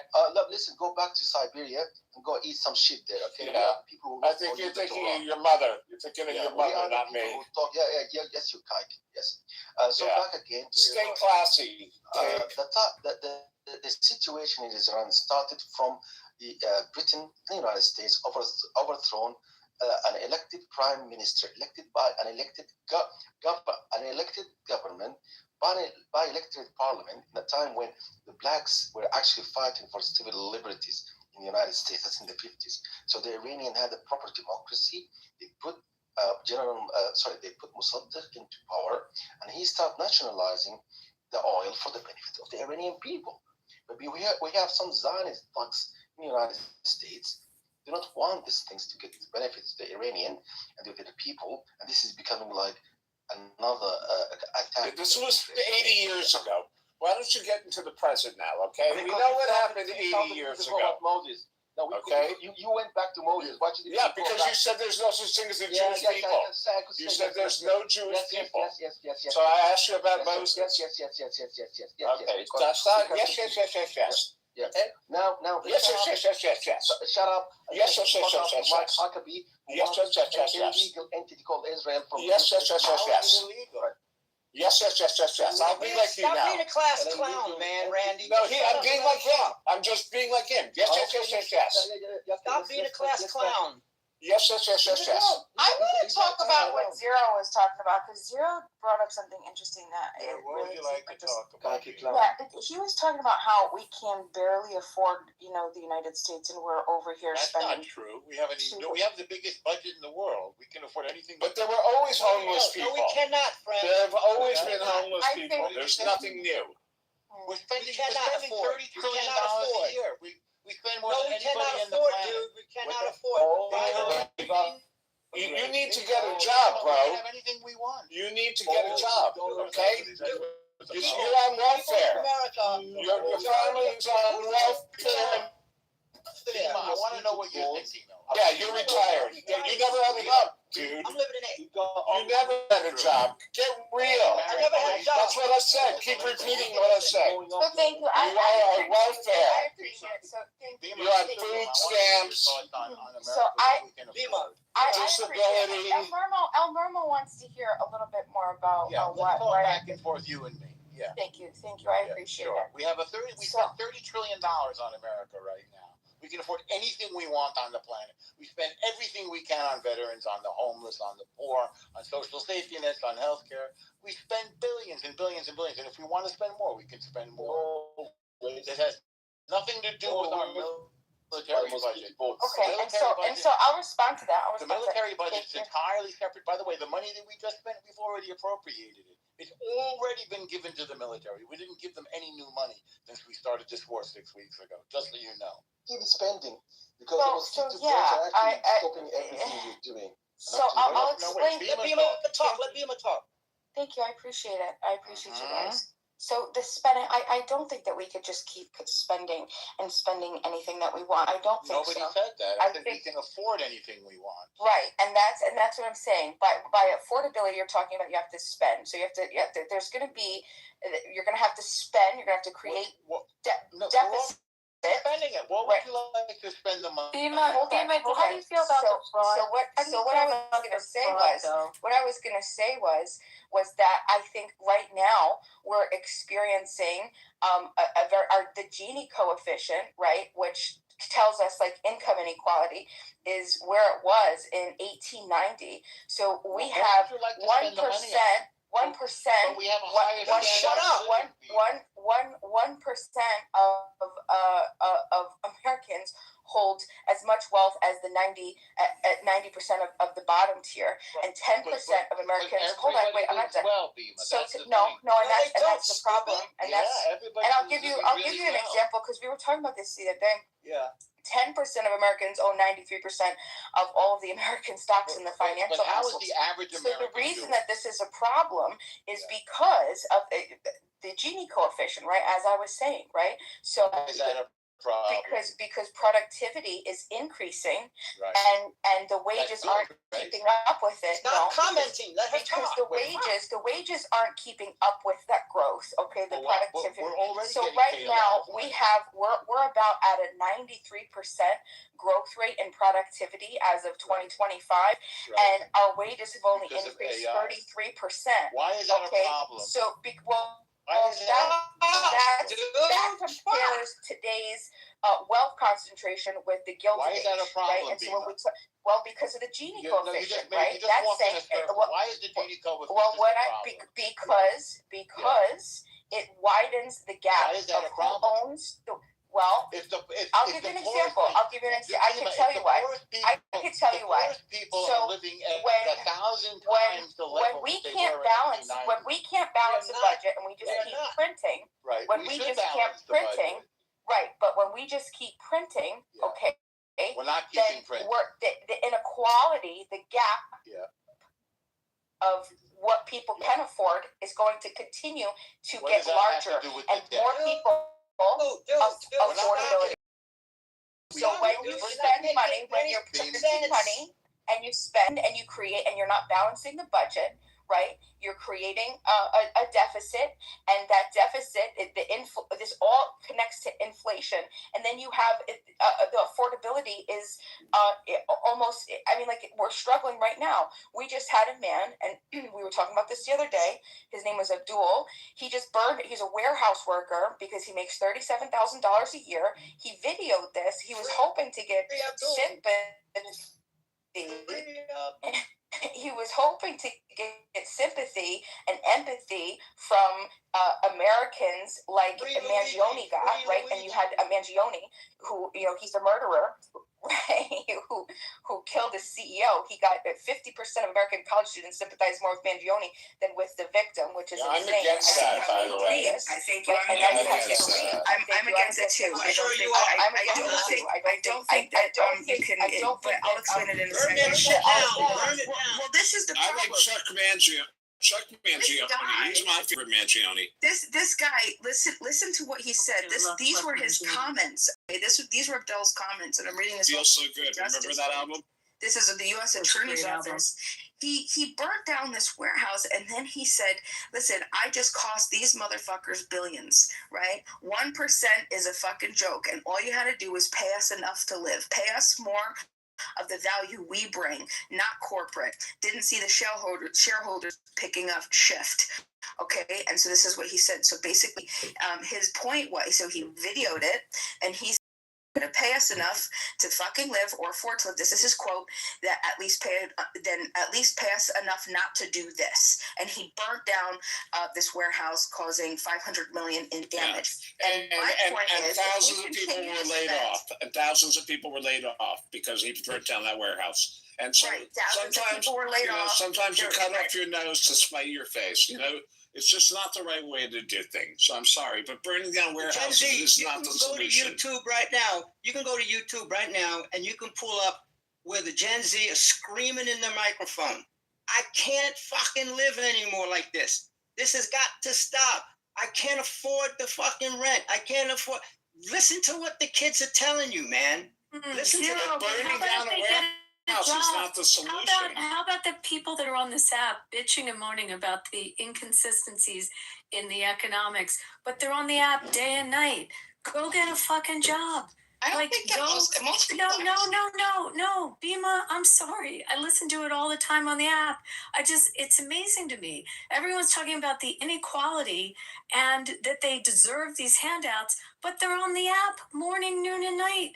Go work. Go work your ass off, and then you can have equality. Don't bitch about people having wealth. Bitching about people having wealth. No. We just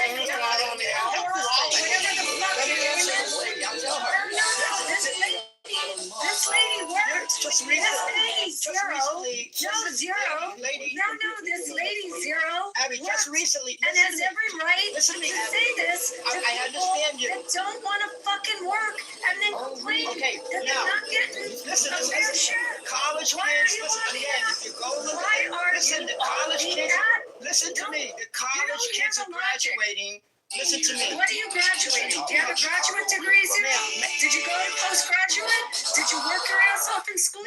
Do you have a good job? You wouldn't be complaining if you do. I own 3 houses. Yeah, then what are you complaining about? Listen to me. Listen to me. I'm retired. Listen, I'm retired. I have 5 grandchildren, and I have 5 grand. Listen, I have 5 children. Listen, I have 5 children. Listen, I'm retired. Listen to me. I'm retired. I have 5 children and 15 grandchildren. And right now I'm living in my house. You just said 5 grandchildren. Right now I'm living in my house in Asia. I have a house. Listen, I have a house in Fort Lauderdale.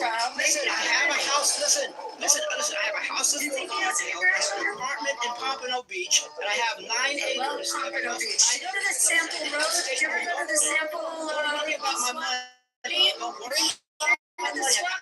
I got more money than I need. Shop there? His grandchildren I have more money than I need. Listen, you gotta loosen up. Going back, listen, Chinese people. college kids, listen, college kids with degrees. Listen, the college kids who are graduating with degrees are telling you they cannot find a job. Ma'am, the college kids who are graduating with degrees, they're graduating with degrees. They're getting jobs if they work and they study. They cannot find a job. Yeah, Zero, then they're not working because they don't know how. They cannot find a job, man. Yeah, they can find a College job. kids, these college kids who graduate with degrees are They telling should you join they the cannot army. find a job. They should join the army and learn some skills. That's what people have always Here's done. a shocker, Zero. I have 2 kids. They got jobs out of college. They got jobs out of grad school. Shocking. Shocking. They all got jobs. My children are not slave workers. Sweetheart, you think that we don't exist, Yawa, or whatever the fuck your name is? Yeah, exactly. That's what So I wanted get to be. a job and get off the app. Working for the rabbis, working for the rabbis? rabbis The 24/7 rabbis? to pay usury. What country is Pay this the dude usury. from? It's What not what I'm country? talking I about. love usury. By the way, we have no usury law. Randy, did you know that? I have no usury law in my state. Meta today, Meta. Card. Yeah, we have no usury laws. Do you know that, Yawa? Abby, today Meta says that they're laying off 8,000 people. Yeah, but you know what, Zero? Maybe they can lose My kids got jobs because they went to college and they got degrees and they got jobs and they worked hard. 8,000 people today. How many grandchildren do you have? You have 30 grandchildren now, Zero? Everyone is laying off people. Unfortunately, that's what it is. Laid off. Yeah, the milkmen don't have jobs anymore. The environment changes. Yeah, Meta, these people who drive horse and buggies get laid off. Working Meta. We need Working Meta. this usury system. Meta, that's Well, listen, working Meta. you know, when's the last time you heard of a Jewish suicide bomber? When was the last time you heard of a Jewish suicide bomber? Okay, how come they're all Muslims? Netanyahu. Oh, guess what? The He's not a first suicide bomber. terrorist bomb blast happened by Zionism. The first terrorist bomb blast in the Middle East happened by Irgun and Haganah in Yeah, Middle but East. it wasn't. And then all the rest happened by Muslims. All the rest happened. Okay, we heard you the first time. And then since then, it's been Muslims. Okay, we got it. Netanyahu You took over that business.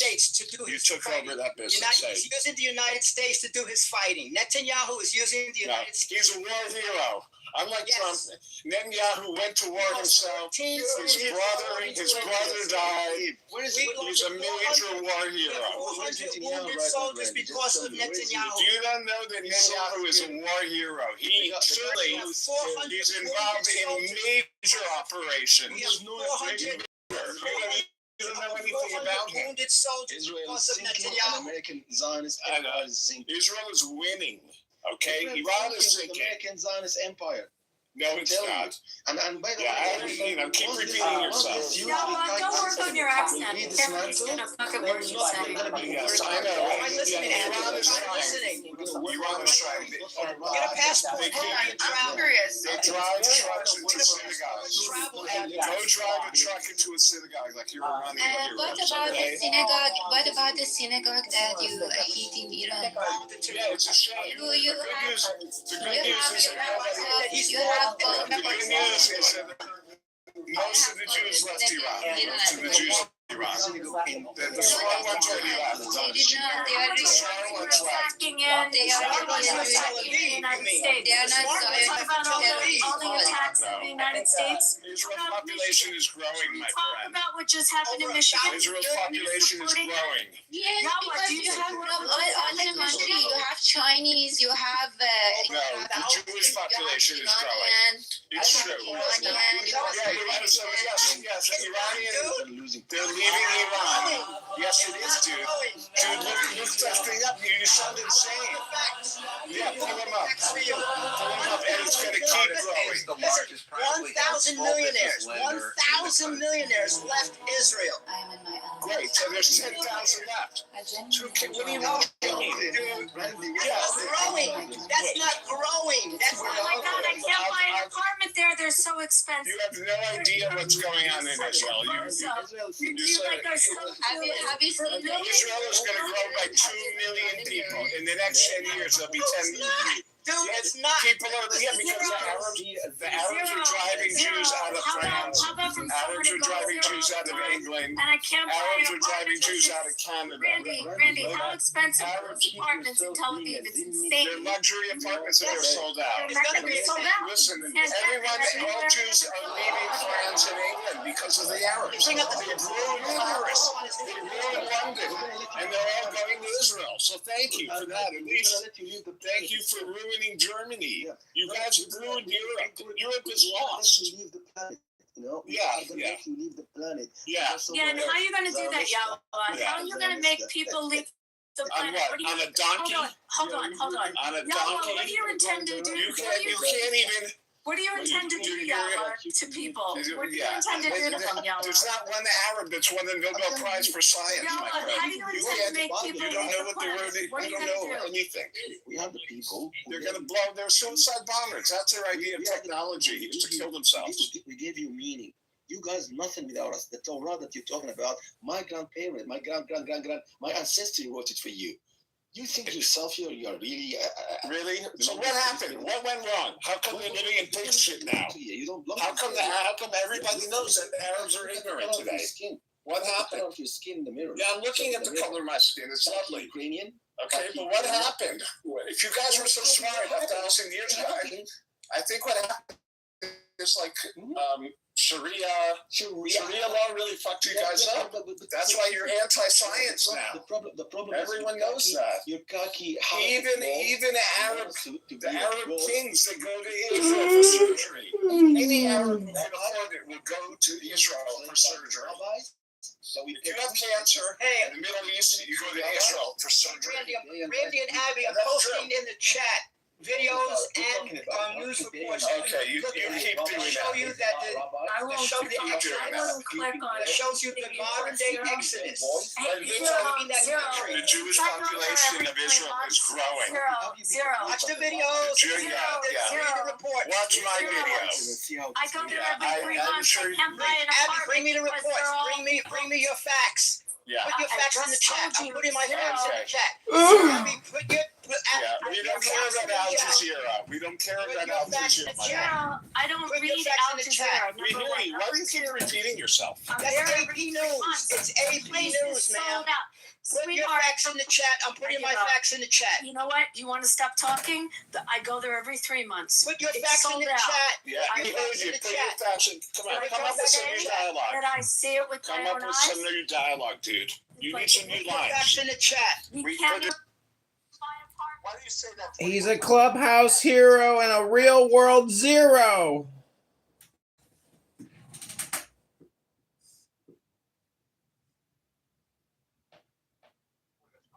Would love to buy the new Mandarin Oriental, but it's sold out. All the new developments are sold out. You can't get an apartment in Tel Aviv. All the high rises, they're beautiful. They're sold out. So I don't know what you're reading, but I'm there every 3 months and I see it. He's reading from the Islamic Caliphate Ummah News, part of their racist discriminatory law, the Mohammedan law. He's a real world hero and a clubhouse zero. Oy vey, Rabbono Shalom. Put a link in the chat to the Charter of Medina, known as the Mohammedan Constitution. If you're Jewish, you really got to read it because it's talking about you, and these Islam terrorists are nothing but Don Corleone, Godfather mafiosos. It's in-group, out-group, but they're so stupid that they're still living in the year 660. They're ignorant, they're racist, they're bigoted. Like you just heard from the previous speaker, he thinks without us, you guys would have nothing. These are the dumbest, lowest class pieces of trash in society. They should all be mass demigrated out of Europe, demigrated out of America. Kiss them all goodbye. Send them back to the fucking desert. Back to the fucking desert. Go suck a camel's dick. Hello? The reason that the only good thing about them ruining Europe is that more people are moving to Israel. That's why people are protesting in Greece, Italy, Spain. Yeah, exactly. Against the Jew, right? Yeah. That's why people. All the bankrupt countries. There's videos everywhere. As soon as they find out these people are from Israel, they start telling them free Palestine, get the fuck out of my country. Yeah, those criminals. Yeah, we have criminals here too. I get it. Do you plan on too? IDF plan on going after people, Zero? IDF people Is that what you do, Zero? People cannot Zero, go do you anywhere in intend the to do world that? without the people. And where are you going to do that, Zero? You're going to do that in Pompano Beach, Get out Zero? of their country. Zero, you're going to do that in Pompano Beach? Are you Zero? in the world? Zero, you're doing that? You're doing that? Don't worry about one person. Yeah, Zero, what are you doing in Pompano Beach to Jewish people? Why don't you tell us what you intend to do in Pompano Beach? Come on, Zero, what are you going to do? Tell us. Can't wait to let everyone know in Florida what you intend to do. Come on, Zero. Let's figure this one out. What are you going to do? You're going to go after them on Sample Road? What are you going to do, Zero? Tell me. What are you doing in Pompano against Jewish people? Man, nobody gives a shit about the Zero, why don't you tell us? What do you intend to do? Ma'am, stop with the antiseptic victim shit. Nobody wants to hear your antiseptic. What are you Antiseptic. What are you doing, Nobody wants to hear your antiseptic. I'm not doing anything. I'm asking what you're doing, Nobody wants to Zero. hear your antiseptic. What are you going to do? Nobody wants to hear your antiseptic. He's a Clubhouse Zero and a real world hero. Zero, go sell one of your houses. Zero made it big. Congress, he loves to talk about the. No, I'm not running for Congress anymore. I'm running for mayor. Oh, he's running for mayor. Excuse me. Mayor, let's talk about the financial situation here in the United States. Dima, are you going to do a room on the hospice and what's happening in California? Are you upset about that at all? What you've done in California? Do you have any outrage about that? I don't know about that. What is it? Well, you're pretty good at researching stuff, so take a look at what they've uncovered and the fraud they've uncovered with hospice. I don't know if you've ever had a family member in hospice. I'm not talking. I'm talking about hospice. I used to volunteer for hospice. You know what hospice is, right? Yeah, hospice is really important. So take a look at what they just uncovered on these for-profit and non-for-profit in California. I mean, there's massive exposure of it. I think instead of funding hospices, we should just fund capital punishment from now on. Let's rededicate ourselves to capital punishment. I did want to talk about the financial situation in the United States because then we were talking about zero. That's part of his poverty. The amount of government money that goes into things like the amount of government money that gets put into things like the amount of government money that gets wasted on fraud in the United States. Right. So the Zionists are going to try to talk over you because we're talking about the government money that gets wasted in the United States and fraudulently taken by the Zionists are going to try to talk over you. Right, and I don't think that the anecdote of kids going to college it doesn't it's irrespective. It doesn't matter. I respect it. I'm happy that your kids are doing it. I'm happy that they're making money, but that's not. Kids aren't the denominator for 350 million people, right? So when we have full-time 290 million people, 60 million illegal alien invaders. they're taking home $37,000 a year, right? And rent is $2,000 a month, right? That is what this is the shit that we're looking at right now, okay? So we're missing the underlying issue and of what I had originally brought up, which is, yeah, we can't afford spending $2 billion a day in Iran when we have really big spending issues here. Right? What's happening with our society? What's the last time I had brought up the Gini coefficient? Why is that important? Well, because as the gap increases and widens, right, there's gonna be unrest. The EMF. I was just looking at this report. Not the EMF. My bad. There's gonna be unrest, you dummy. There's already unrest. Hello? The International Monetary Fund. Right, it literally talks what is this? IMF.org, inequality. Right, it's talking about what happens when this gap widens and causes, circa Gilded Age era gap distribution. When 4,000 families help. 7 out of every 100,000 people in America are murdered every year. I'd call that a problem.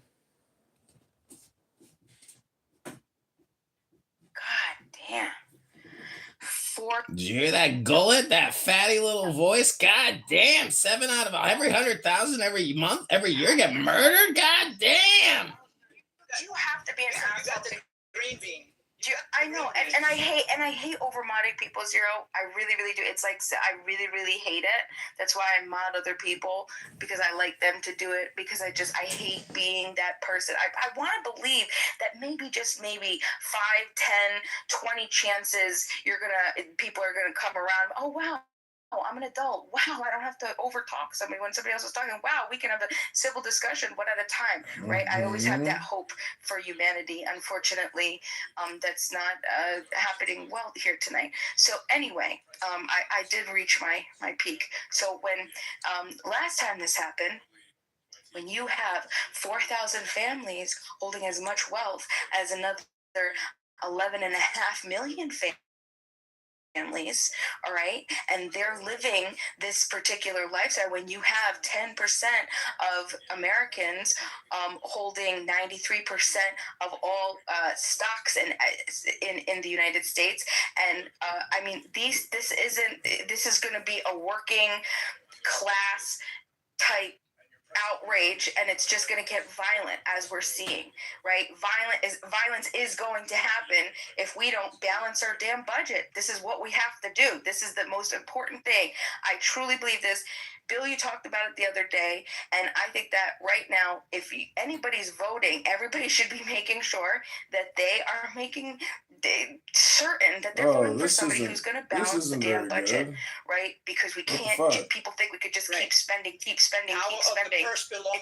doesn't look like It doesn't look like we could keep spending, right? Our Gini coefficient is as it was. Our wealth. This is in 2019. Who knows what it is now?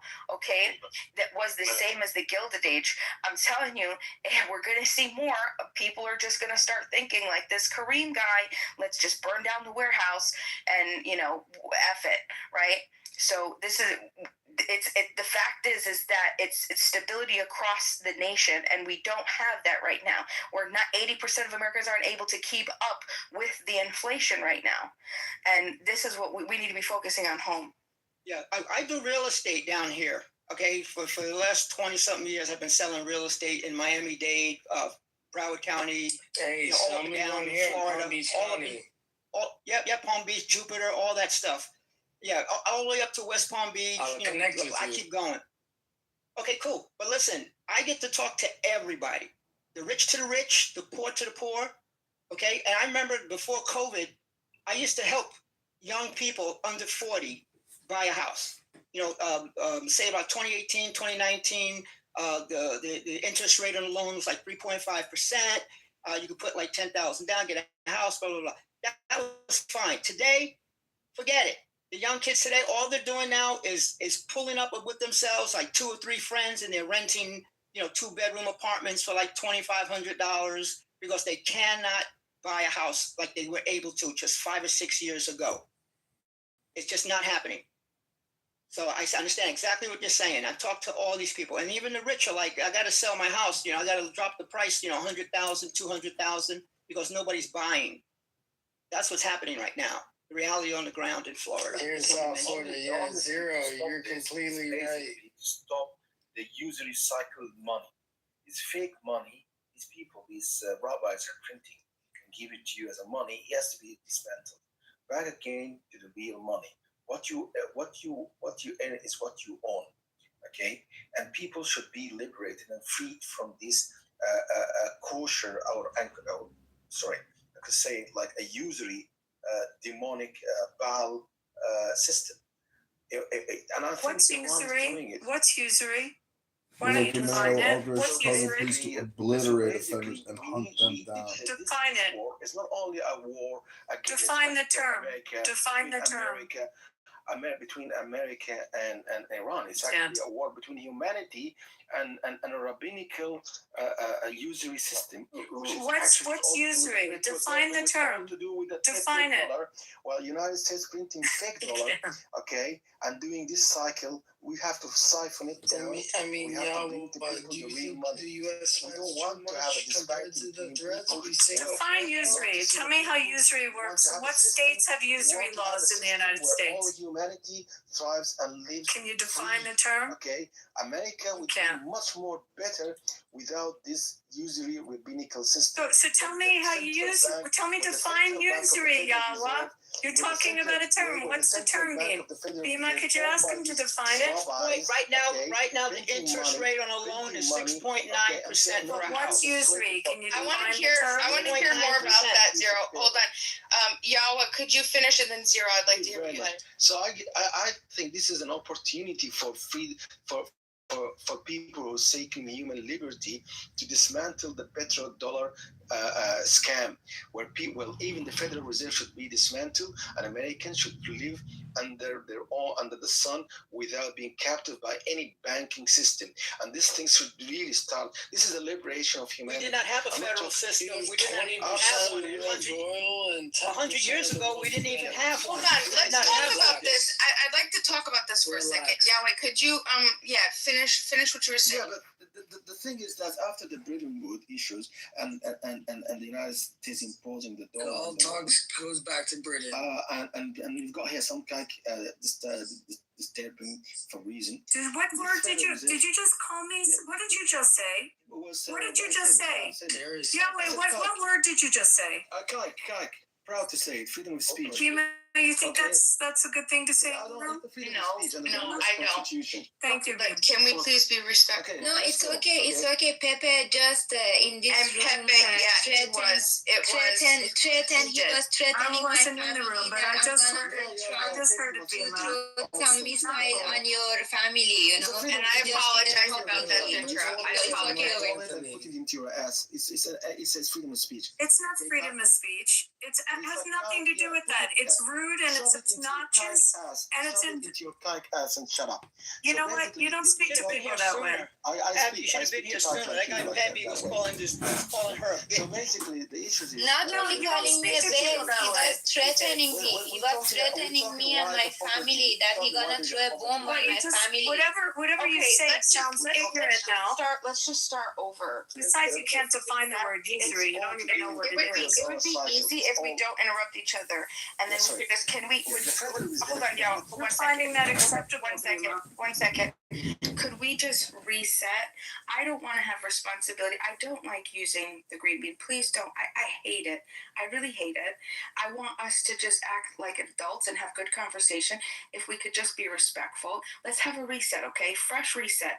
Whoever now initiates aggression, you're the problem. So if you're going to speak disrespectful, we're going to point you out. And if you're going to cut somebody off, we're going to point you out. So let somebody finish what they're saying. They won't get irritated, and then we could respond without cutting people off. Remember, there's a fresh reset right now, okay?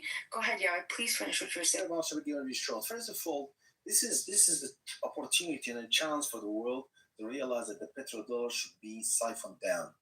And that's actually making America printing paper money without even being backed up by anything. Oh, you know I have no respect for your shit room and your moderating skills. So people are enslaved because of this is a clown. cycle.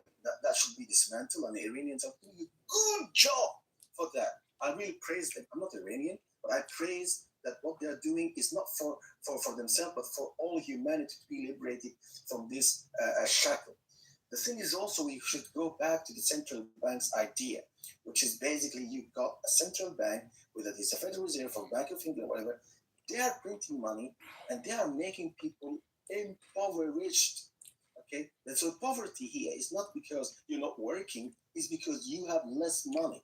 Whatever you're going to do, the central bank is going to print you the money and control the supply of money and put inflation and control the inflation. What we're going to do, free the people from the central banks, let the people control their wealth, they control the money, and there will be no poverty, Dina. That's the only thing. And there will be no even wars. I'm telling you, there will be no war. Because all the war is because of that. So I'd like to, so that's interesting. Thank you. I'd like to talk about that. Can we really, anybody that's listening to this that has a good idea that could maybe give us an idea, let's entertain this as a concept, as a possibility.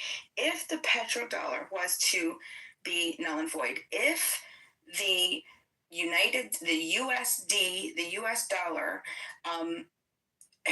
becomes no longer, right? We won't say no longer at all. We'll just say it doesn't become the world's reserve currency. Okay. What would happen to the rest of the world?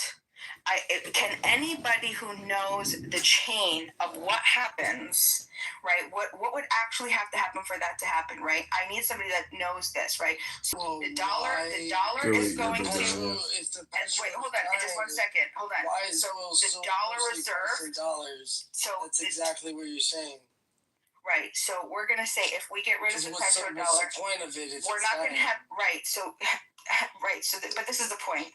The Sorry point to cut is you off, but no, I understand. But I want to understand right now, if we were to get rid of that right now, right? If we lost, if the world lost confidence in the U.S. dollar, does anybody have any idea, any good explanation of explaining to us what is going to happen, what that actually means? There's going to be some what's going to happen with the treasury, what do you trust? right?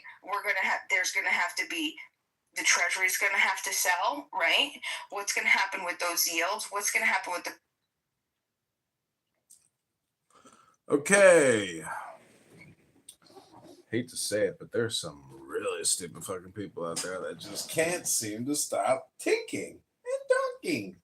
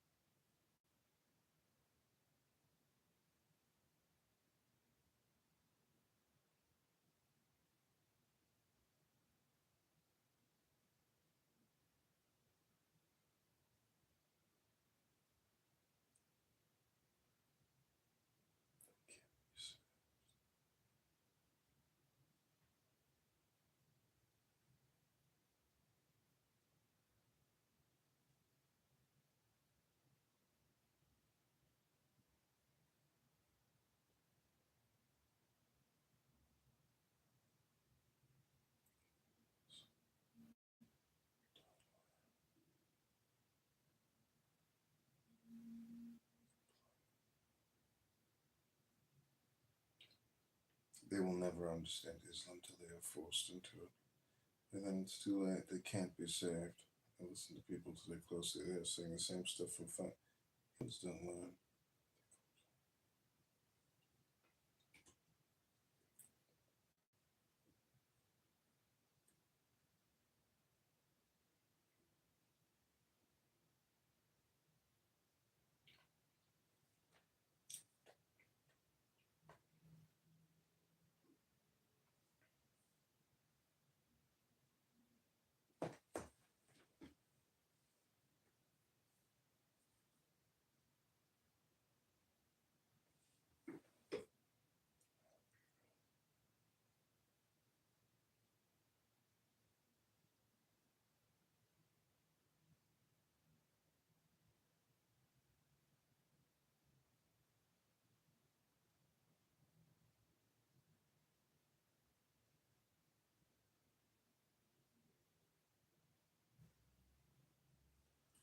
I hope you read the Medina Charter. It fully explains Muhammad law and its application towards Jews and unbelievers. It's such a scam.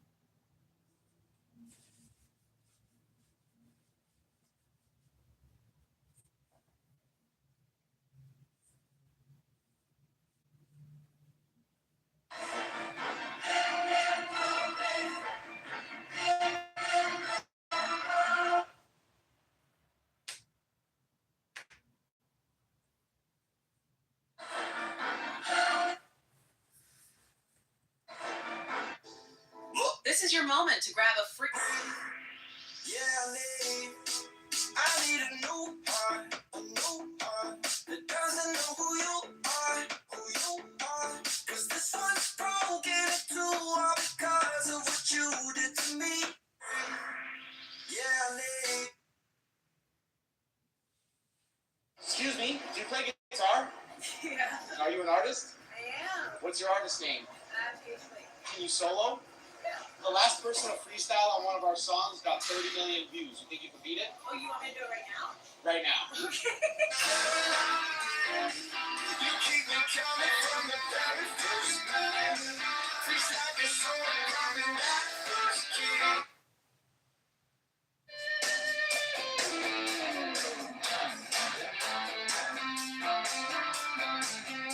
I need a new heart that doesn't know who you are. 'Cause this one's black and it's blue and it's. Check this out. Excuse me, can you rap? No, I can sing. No way, are you an artist? Yeah. I need a new.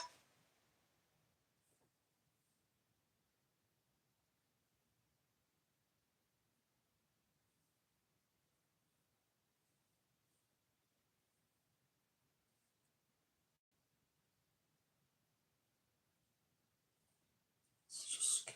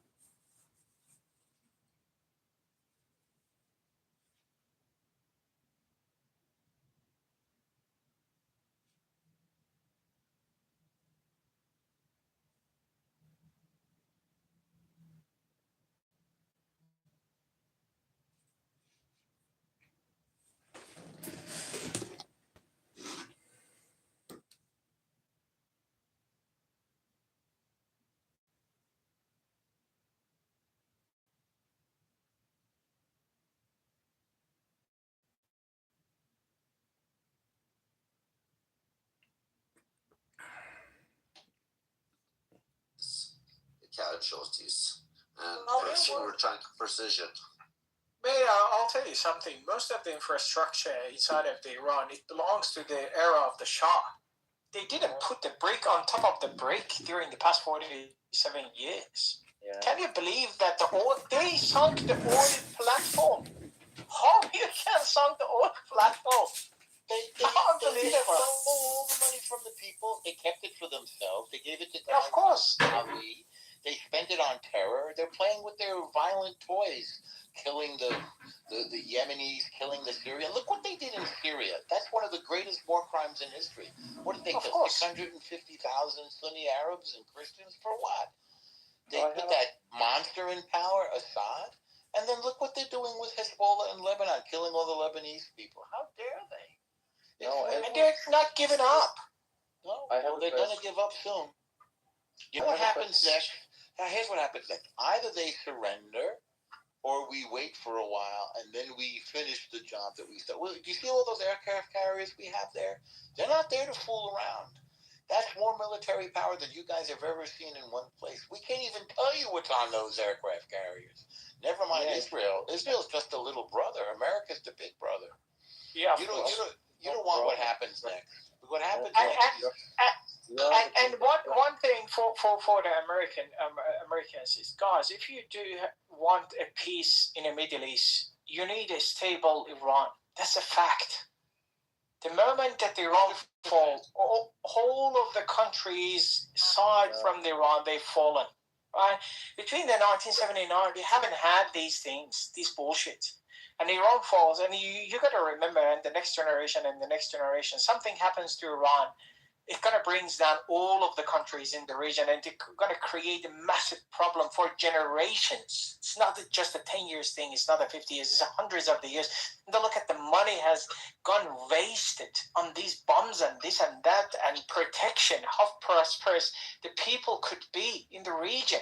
At the Israel, think about it. The amount of the money that goes to the Iron Dome, it could be going to the Israelis, the country, to be in a better position, or the Americans, or the UAE, or the Saudis, or even the Libyans and the others. Iran fall, and then what's happened? All the other fall, like a domino. So we got to be very, very careful about Iran, and it is a gem there. We got to protect. The way that protecting Israel, we should protect Iran as well. That's a fact. Well, we're millions of Iranians, even outside of Iran, that want to return back to their home country and help rebuild, work there, live there, and make this country into a genuine, great, prosperous country. But you won't let us. Some of us, they will even take it down with them to rumbles before they give up. Yeah. Yeah, okay, fine. That's cool. As long as you do something positive for him, I'm totally with you guys. But I think the plans There's always a but. There's always a but there. Yeah, but I see the plans are not going well. My problem is that, okay, let's say how do you know it's not going well? It is your narrative that you say that it's not going well. It's going well, actually. In fact, I don't think we're going to want you back there, Ali. I hate to tell you this, Ali. I think you should think about staying where you are. They're not going to be very happy with you if you go back there. They know who you are. Unfortunately, that's the downside. So the good people of Iran come back, and the bad people go bye-bye. I'm sorry I have to say that. And nobody, you know what? One of the reasons that they are resisting hard is that they don't have any place. Like at the time of the Shah, because the people they migrated, they welcomed in the United States and the different countries. Where are these people gonna go? They don't have any place other than Indonesia. I don't think so, mate. Even Indonesia, it's not gonna accepting them. Impossible. Maybe the millionaires or the billionaires, yes, possibly because of their money. But what about the rest?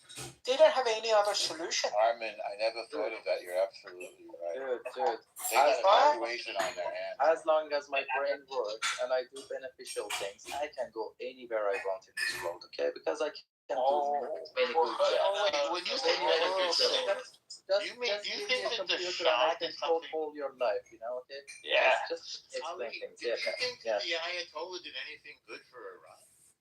No, I don't think so. Okay. So then what is your idea of what's good? Yeah, that's what I've asked, and he couldn't answer. He said they protest in the street for the next 40, 50 years and then get killed in the streets. And that's his solution. I like that idea. Okay. My question is that if Europe is so badly defenseless, especially during it's not defenseless. It's not defenseless. It's not defenseless, but you're making your point like a fact. Yeah, nobody said it's defenseless. It's your narrative. Nobody said it's defenseless. Don't make up a story. No, I never said that. Dude, okay, they can defend themselves, but they are so weak right now. Okay, I didn't say that either. But you know what? You need to study more English, man. I didn't say any of that.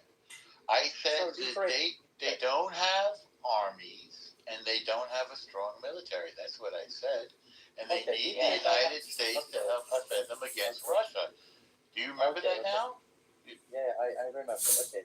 Okay. If they don't have a strong army and they need United States to help them defend against Russia, why we see, please stop, why we see a trend of European countries coming out of United States protection umbrella. That hasn't happened. They're still in NATO. It hasn't happened. When? Ali, we have 100,000 American troops in Europe since the end of World War II. Did you not know that? Do you know all of our did you know we have nuclear weapons in Europe? Yeah, okay. Okay, do you know how many army bases we have in Europe? So I don't know where you got the idea that they're no longer under the U.S. protection. So normal. I just want to know thing. Could you answer me as a Native American? Okay, just answer me. Yes. I don't know. Well, the answer. So wait. So you keep asking questions, but you're not listening to the answers, are you? No, I'm listening. Okay. You said changing the fact as well. So is Europe under our protection or not? Yeah, they are under your protection. Yeah. Okay, great. Okay, now what's your next question? No, I have just questions, and you know things. You're expert. Just answer me, okay? So I'll ask you one, and then you ask. Then you ask me one. I'll ask you one. You get one more, and then you're going to answer my question. You agree? Yeah, sure. Okay, good. So you agree, and you're going to tell the truth this time, right? You're not going to lie this time. Yeah, sure. Okay. Excellent. There we go. So what's the problem with Canada having alliance with America that they told that the days that we are sending every 70 cents of $1 to America, it's finished. They said it's finished. What's the problem? What's the matter? Has it finished? So, wait, hang on a second. I don't understand this question. Ali, you have a question for Canada now. I'll tell you, the Prime Minister is Mark Carney. You should send them an email. Right now, we just want their hockey players. That's really all we're interested in. I hear they're very good. So truthfully, right now we're in the playoffs, and we're just interested in their hockey players, not their syrup, not their dollars, just the hockey players. And it doesn't mean that the Canadian are against the American. And it is a part of Canada. It doesn't mean I that. don't want to say they are against. I want to say what changed that they say things like this? What changed? Just even Harper is not the prime minister. That's what changed. Listen, you're a very fair point. What changed is Stephen Harper is not their prime minister anymore. That's what changed. And it doesn't mean necessarily they should say yes to. No. They should say yes to everything United States says, and the United States should not say yes to everything else. For example, United Kingdom or Australia says. It's a relationship. Sometimes you say yes, sometimes you say no. But you're great allies. You think that whatever the Americans say, Israelis say yes? No. I have to amend it. I kind of want their Putin too. The hockey players and the Putin. Yeah. That seems more I'm not a big fan of the Putin. Are you a fan of the Putin too? Yeah. Yes. I like the Putin with everything on it. Everything on the Putin? Oh. Yeah, just load it up. Why not? What? His answer. Yeah, so Ali, yeah. I'm a kitchen sink kind of guy. Answer is kidding. Yeah, as just to say, it doesn't mean that they say, and it doesn't mean that they are against each other. doesn't mean that. Right. And sometimes they say yes, sometimes they say no. It depends on the country's situation and the circumstances. Armin, but we did kick their ass in the, we did win the gold medal from them. I mean, we just have to acknowledge that. And they haven't won a Stanley Cup in how long, Canada? Sorry, Rafi, but you know what? It's the way it is. Don't be in this. And they cheated curling, which is very disappointing. They do cheat at curling, right? Yeah, I think they play against themselves. It's fine. So now it is Alnoma. It is your time for your question. And they booed the Star Spangled Banner, which is a whole issue for Americans. That was not nice. That was really horrible. So what do you think the United States should be doing with regard to your beautiful country that wants to be free from the Islamic jihadist revolutionary genocide corps? You agree that the IRGC is genocidal, don't you? Yeah, okay. Is that a yes? You do agree? Yeah, I agree, okay. Okay, we should stop them from committing genocide, shouldn't we? Okay. How do we stop them, Ali? What? Okay, till now, United States have done very well. But we don't want no more casualties inside Iran because every Iranian life is precious for us. Okay? Okay. So you guys are going to surrender, right? Precious for us. Be careful about it. Okay, great. Agree. You guys are going to surrender now, correct? I am not part of it. Understand this shit and let's continue the conversation, okay? Wait. What just happened? You got a little hinky. What happened? Yeah, irritated. Thank you. You got a little irritated. What happened there? Yeah, dude, because you're acting so fucking foolish. And look at how old are you, but you're acting that's very insulting. Why do you have to speak vulgar words? Does he live in Iran? Where do you live? No, he's hiding. He's one of those rich kids that their parents stole the money from the Iranian people. Can you? And said, get out of here and go spend money, Ibiza or something. But he's Persian, yeah? Can you tell me, I really hope when the war is over, we can start to buy Persian rugs again. I've been really hoping for that.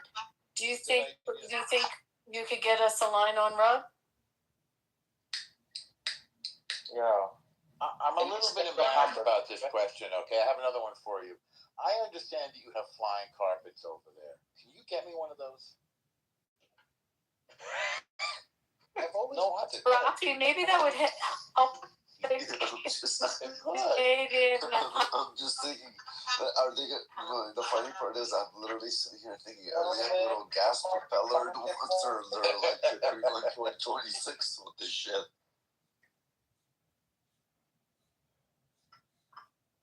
Or maybe you do it by yourself instead of just hanging around. Reverse engineering. Well, you know what? There is no need for reverse engineering on a carpet as long as they can get to lay their hands on one of our handmade carpets. They're happy with that, so don't change the topic.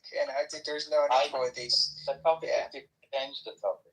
It's no problem. Yeah. I enjoyed the conversation because we are really enjoying. What else do they make there? What else other than carpets do they make there? They have saffron. They have really good saffron. Does that come from there? Yes. Well, there is an answer to that. We can make many things if we are allowed to. I don't know. What's stopping you from looming carpets? Because this fucking IRGC, this jihadism, this Muslim and this radical Islam is limiting the potential of the people. Of the carpets? Really? Is that why they're not making carpets? Well, it's not about the carpets. It's not about the carpets. It's about the whole range of the other things that the Iranian people have a potential to do. But what else do they make in Iran other than carpets? Yeah, well, at the moment, what do they know how to make? What do they know how to make? Zero. Oh, is the caviar decent there, Sam? Would you prefer? Okay. Would you prefer? Sam, what else? What other resources, Sam? Okay. I'm gonna say. Would you prefer to give you Iranian carpet or saffron, or teach you Iranian mathematics? Which one do you like, Kat? We want all three. We're Americans. Give it all. Take everything. Why not? All right. No, I never was a big mathematics person, so it's not appealing to me, truthfully. Okay, I'm gonna give you carpet. I'd rather the carpet than having to figure out algebra. Wait, let me start with basic math. How much is 1 Ayatollah minus 1 Ayatollah? It's 0 Trump, I guess. Okay, I'm 0. Okay, I'm starting to learn your mathematics. Okay, and what happens when you decapitate the leadership of a country like 4 levels down? What happens? I mean, it's fine. It's more fun. It's good. It's good when the country's decapitated. That's a good thing. Yeah, well, it's not a. Well, no, sorry, it's not the country. This regime. This regime is directed to. I'm sorry. Let me say another mathematical formula for you. What about spending American taxpayers' money, $1 billion per day? Yeah. Okay. Well, it's funny that you asked $20 million per hour. I want to ask you a question. $11,000. First of all, we don't know how. How do you feel about it? First of all, we don't know how much we've spent. That's number one. And neither do you. Secondly, that money was allocated years and years and years ago, and we've already submitted a new budget to Congress for our military. Hang on. So what happens is when we hang on, Aaliyah, billions of dollars. Hang on a second, Ali. So when we finish using the old stuff, which is still like 1,000 times better than anything that this IRGC has, the new money, the $1.7 trillion that we just decided to spend on our military, will create new stuff that's even better. We really like those B-2 stealth bombers and the F-35s, by the way. But Israel just wrote some new software that's going to make them even better. And answer to Ali's question, Ali, if they are spending $1 billion, I say that even not $10 billion, they're gonna make $100 billion out of that $10 billion. So don't worry about them. They know how to make money, right? So they're not wasting their money, not a cent of it. They're gonna make out the billions out of those money that they have wasted because of this fucking IRGC in Iran. So don't worry about that. Okay? So don't. Yeah. So the American taxpayer, they know where to spend their money, and it is well spent. It's fine. How about we take 50% of the oil? No matter what we say, he goes, it's fine. Yeah, of course it does.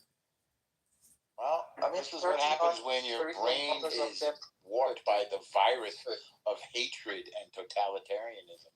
You don't really have any original thoughts. You haven't shared any original thoughts, Ali. Why is that? I just try to say that everything happening is irrational. Is what? For me, irrational. Spanish. Is he? Look at the French. They decided to go the other way.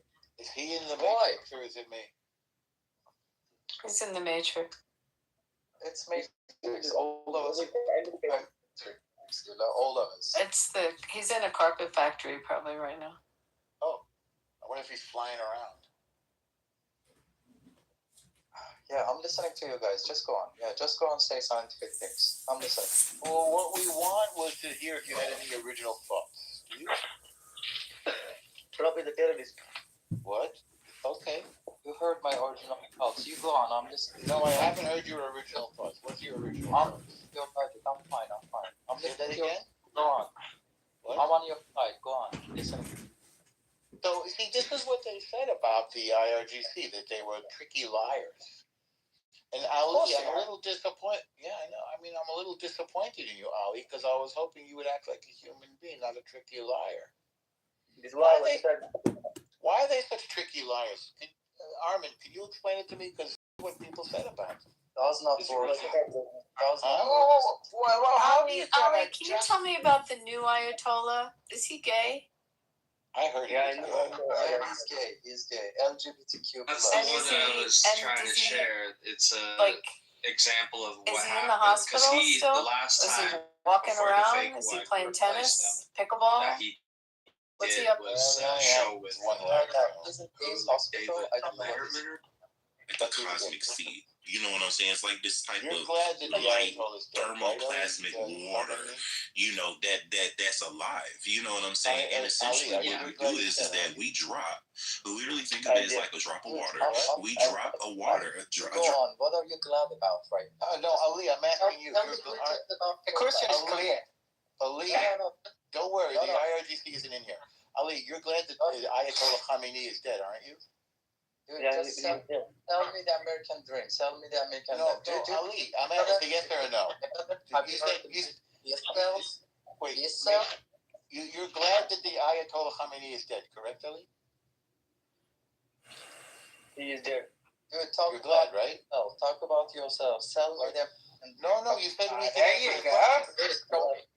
We said we could ask you questions. Are you very glad, Ali, that the Ayatollah Khamenei is dead? Yeah, 90%, 90% there. That's not Ali. Ali, you got very quiet. What happened? You were very talkative a minute ago. Are you worried that somebody will hear you say that? You need to be careful down there. You heard about Houston shit. I listen to you. Come on. So answer the question. I understand. Just answer the question. You're very glad that the Ayatollah Khamenei is dead, correct? Ali?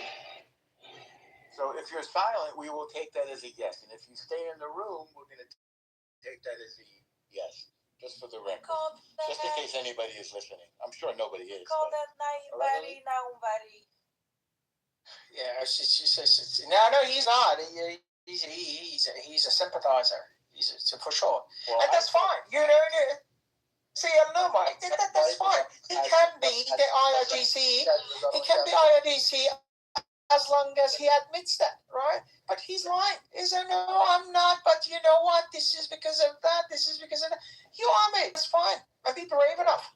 You know, the Americans, what they say, the freedom of speech. You have a right to express yourself, which is completely in contradiction with what we have experienced with the IRGC back in Iran.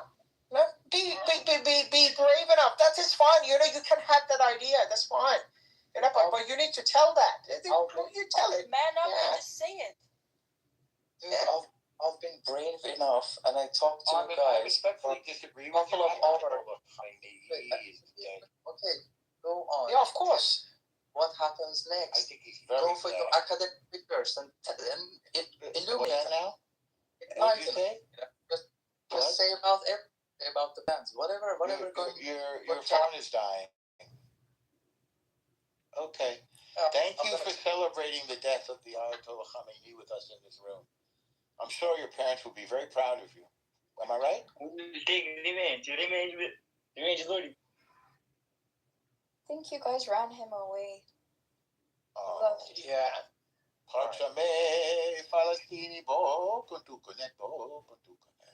Oh, do you know Farsi?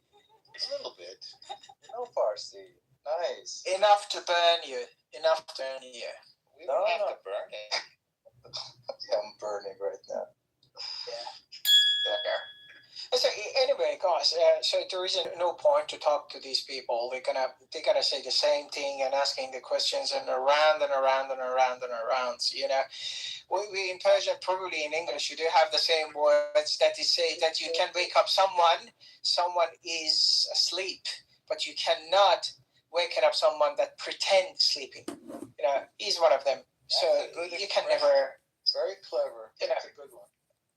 So it's not going to happen. Do not waste your time. And thank you very much for all of you guys. With all of the intention, you're supporting us, you're helping us. It doesn't matter. It's because your interest aligns with us or not. But we know for a fact that the safe and prosperous Iran would benefit all the world, specifically Americans, Israelis, and all of the countries in the region. 100%, Armin. Very well said.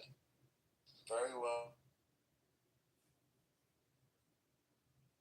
Some companies from England, at the moment, they are on top. Top companies in the world. The capitalism created the giant company in US that they provide job, productivity, innovation, everything that you can imagine is in US. Created. No. And It's not in the U.S. It was it was invented. It was invented in the U.S. But listen, let me explain why it is that we're getting everything from China today. Okay, why we're getting everything, our TVs, everything. Good example. Because China, America, Nike China. shoes, Nike, everything. But dude, it was invented in America. It's not being produced in America. This is the reason why. These capitalists. I mean, you're forgetting Rolls Royce was produced in England. Rolls Royce was produced in England. Consider them how much. What is the turnover of the money of the company? Like one of the biggest turnover of what are the turnover of their money? Are they as big as Apple?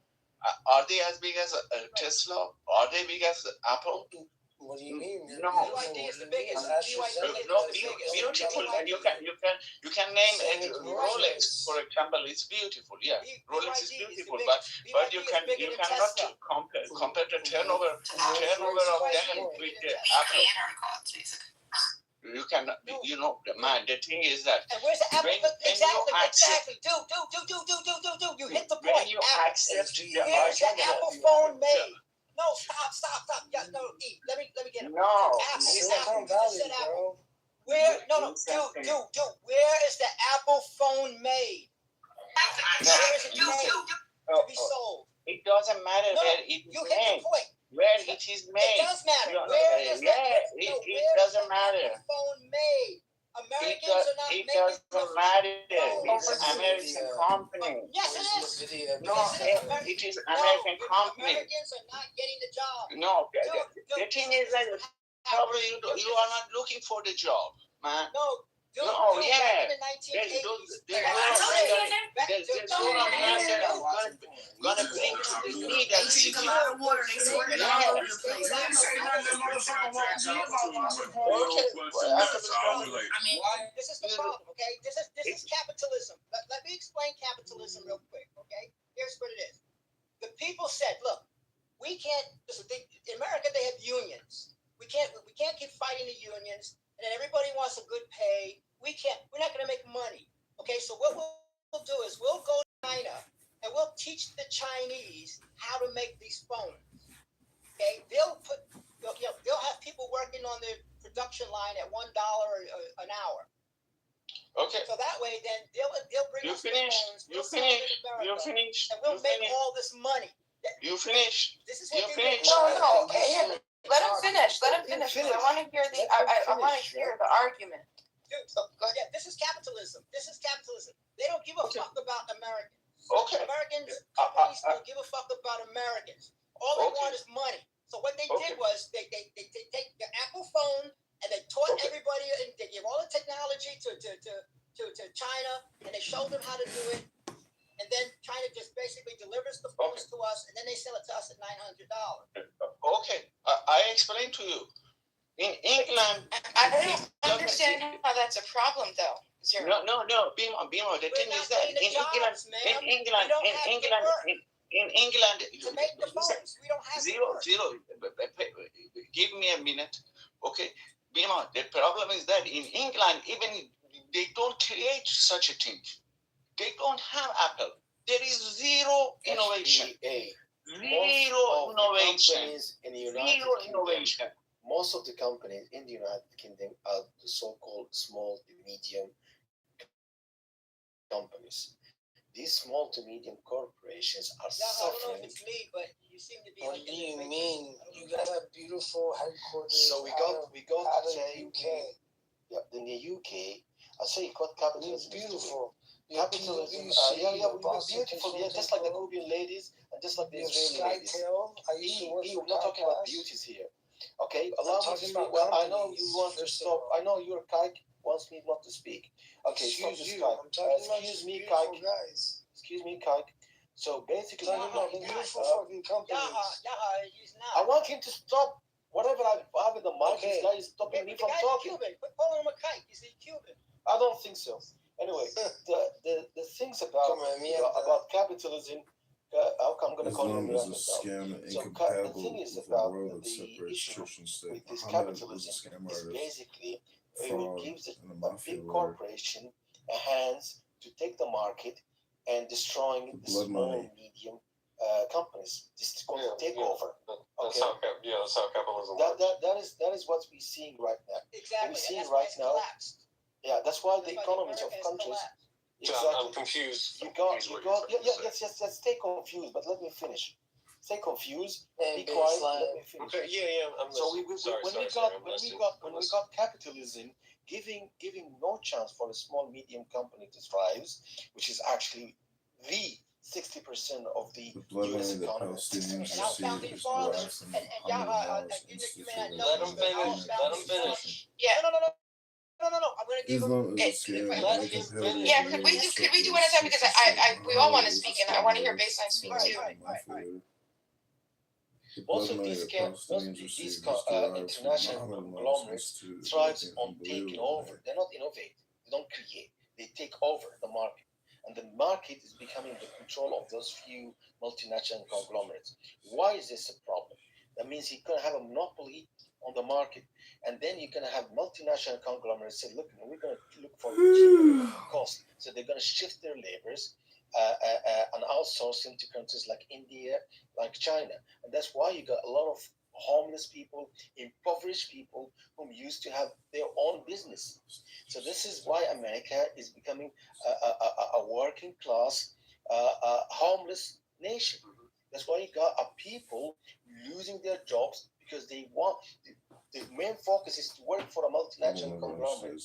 They used to have their own business, but because they can't compete because of this capitalist system that actually gives priority to multinational conglomerates. I completely agree with you. And then they go into these weird things of like politically like grifting. Once they become like financially homeless, they try to like grift into like politics, and then they try to decide one side or the other. And then like now you're seeing in America, now you're seeing like this new term coming to fruition, like politically homeless. They're not Democrats. They're not right or left. They're like politically homeless because they're just grifting. So I don't see the problem. Drifting. You mean drift. You mean drift. Like with a D, not with a G. They're not grifting. I mean both. You know, grift. So I gotta say this. I think we're confusing capitalism with the other aspects of what the United States is. The United States is a mixed economy, which means it has socialist aspects as well as capitalist aspects, right? And so capitalism, the free market. There's three things that rule the American. No, but that's the thing. Like we're. So hold on. Let me just hold on. I want everybody to speak, but let me just end real quick. You feel me? Like you come here from Cuba, and it's like it's not capitalism, but it's like, damn, we're trying to escape communism, and like Cubans are the biggest in Florida. Not trying to take the stage, but I'm like, when you say that, I'm like, that's what America is. Like, that's the beauty of it. Come here, escape, create. I don't see much beauty. So I see beauty in the fact that we're all from Europe.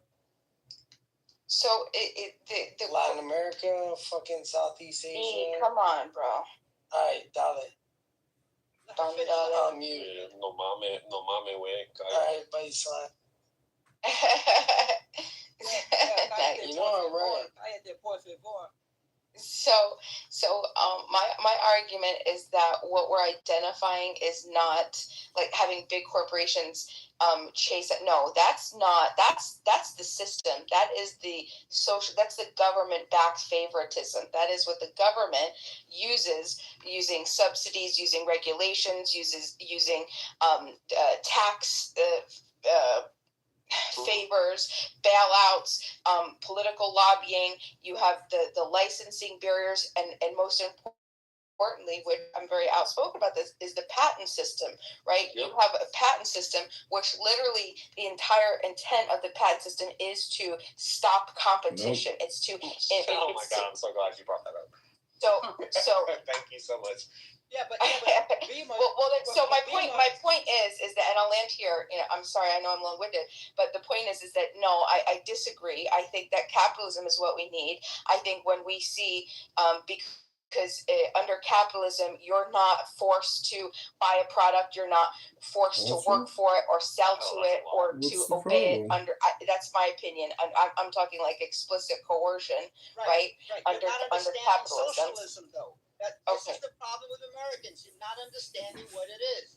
And also, you mentioned bailout. So then let's define that. Then let's get clear. Let's be linguistically decisive and define socialism and capitalism. Okay. Let me just address one thing that you mentioned. You put bailout under capitalism. No, you have to pick that up and put that under socialism. Right. No, that's what I'm saying. That's exactly what I was pointing to, because that is not capitalistic. That's the bad thing that I'm talking about. That's the socialist aspect. The subsidies, the regulations, the bailouts, political, all of that is the socialist aspect, not capitalism. So when I was specifically talking about competitions, I mean this in the nicest way, but you have it flipped. Okay, that's not socialistic. Okay, that's capitalistic. Okay, you have it flipped. All right, we're gonna have to define that. Then before we go forward, let's define explicitly both socialism and capitalism. Who would like to give us their definition of socialism? Yeah, sure. When I'm given time, I would love to do that. Okay, I would love baseline. It is all you, but also you have to manage E. Okay, go ahead. Can you hear me? Yeah. Did you hear me? Breaker, yeah, whatnot? I can hear you. Okay. So, like, the definition of socialism, it's an economic and political system based on public and collective ownership of the means of production, and I can see that being trigger of like the bourgeoisie, like we must seize the means of production. I get that, I understand that, but it's the distribution of goods. It advocates for reducing wealth inequality. It's all about reducing inequality through shared control, often being like you have government intervention, whether it be like taxing the rich, things like that, to provide services for healthcare and education. I mean, we look at every other country on the planet Earth. Why are 3/4 of our you work a job, correct? Like, why are 3/4 of our job and our taxes going to the military industrial complex when that money could be spent on like affordable health care or free education or roads being paved or affordable like buses bringing your children to school, things like that. And the news and the media teaches you that these things are like inachievable, but in reality, like every other fucking country on the planet Earth, that's already implemented. Why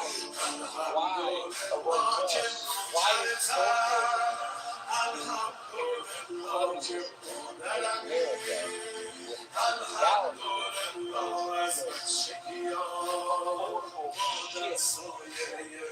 That's literally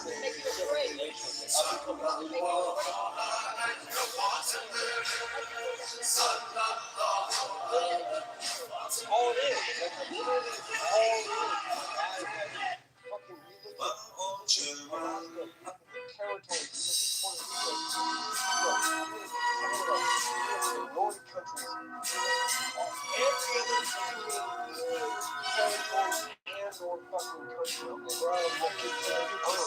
And they have a whole go to school. fucking, they have homes to live in. What if you They could can fucking break their leg and go to the doctor and pay 50 fucking pesos or bucks or whatever the. You know that next year Mexico's going to have breaking news in River North, a robbery at a popular 24-hour diner. Police say Grill 24 at Chicago and world that is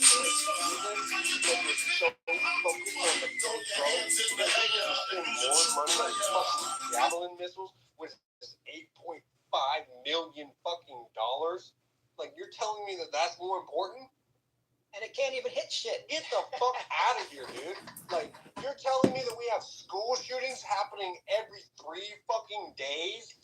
We have children being raped and murdered, and we haven't even touched the fucking Epstein files, but yet we're giving millions and millions and billions of fucking dollars to Israel? But we can't afford free healthcare. We don't have enough money for that shit. We don't have enough money for that. We have enough money. Ukraine. Every fucking politician to go fucking stroke their dick and flick their fucking cunt to go to a fucking golf course. You're telling me we can't afford that shit? Get the fuck up out of here, bro. Burn the motherfucker down, bro. Speaking like someone who won like president at your college. Drag him the fuck out. Burn that, light that motherfucker on fire, drag him out, fucking Gaddafi that shit, shove a fucking screwdriver up his asshole, burn that motherfucker down. We need to start the fuck over because this shit ain't fucking working. So I get that. So the socialism, you define socialism, right? But I'm still confused as to why you think that the regulations. Oh, no. Yeah, I'll give you a simple explanation. Socialism. You see, it's three things. It's simple. I think it's fog energy. You have a technology. No, hear me out. You have a technology. You have a tech. Shut the fuck up for a second. You have a technology, a marketplace, and a government. You have a technology that increasingly replaces the warmth of human contact with efficiency of coal machines. You have a marketplace that convinces you that you're only important as the machines that you affect. And you have a government, by its bigness, convinces you that you are too small to affect change. But just like all those three things, the very platform, the very fucking platform, the sturdiness of the fucking cryptic platform that all these things stand upon can be humanly changed and can be humanly conceived. The very next step that you need to take are the steps that shall lead to your human, social, physical, and sociological fucking liberation. Or did you just take a crap? What's crap? Crap's the game. Yeah, you know how to shoot craps? Just let me search about it. Maybe I know You it. should search it. There's a pass line and a go line. You can have a hard six. You can have snake eyes. Google snake eyes. The word snake eyes. One beer at a hockey game. Do you know how to play chess, girl? I've had a couple of beers at a hockey game. I don't play chess. I play blackjack. Why? You don't have enough. I know how to play Shesh Pish. Do you know how to play Shesh Pish? We got to look at my MRI before I had the injection, after the injection, and I no longer have all these symptoms. In 1 month, I have no symptoms. I had full range of motion back. I bet you if you get Ollie, do you know how to pass Do you know how to pass Boardwalk and Park Place? Do you know how to do that? Do you know how to build hotels on the North Carolina and Pennsylvania? Do you think he knows? What's your profession, Abby, in this life? What's the best? I'm a professional Monopoly player. Monopoly player. Besides that, what do you do? Professional Monopoly player. I play hockey. I'm a hockey player. You're a hockey player. Do you also Yes, play I'm a hockey tennis? player. I play hockey. Do you also play tennis? I can teach you many things, Abby, if you come to Iran. I can teach you many things. And Noma, just in case you're looking, because there's... Hold on, I need to make sure Abby did not go to But I'll tell you what, Ollie, you can come to the Emirates and lose all your money. We'll post. What's the money called in Iran? What's the rial? Yeah, real. Real? At the moment, yeah. What's that worth to the dollar right now? The real? Worthless. It's so low, but the oil and benzene is much low that they had to make a new Oh, great! currency. So you can go nowhere with no money. Wait, so what's the exchange rate? I don't know what's the exchange rate, but Iranians are having a good life. 0 to infinite. The exchange rate. Former assistant lacrosse coach at Hinsdale Central High School is facing several charges, including You call your opponent this fat Jew. So he's not from Israel, but you called a guy in Florida this fat Jew. How is that not anti-Semitic?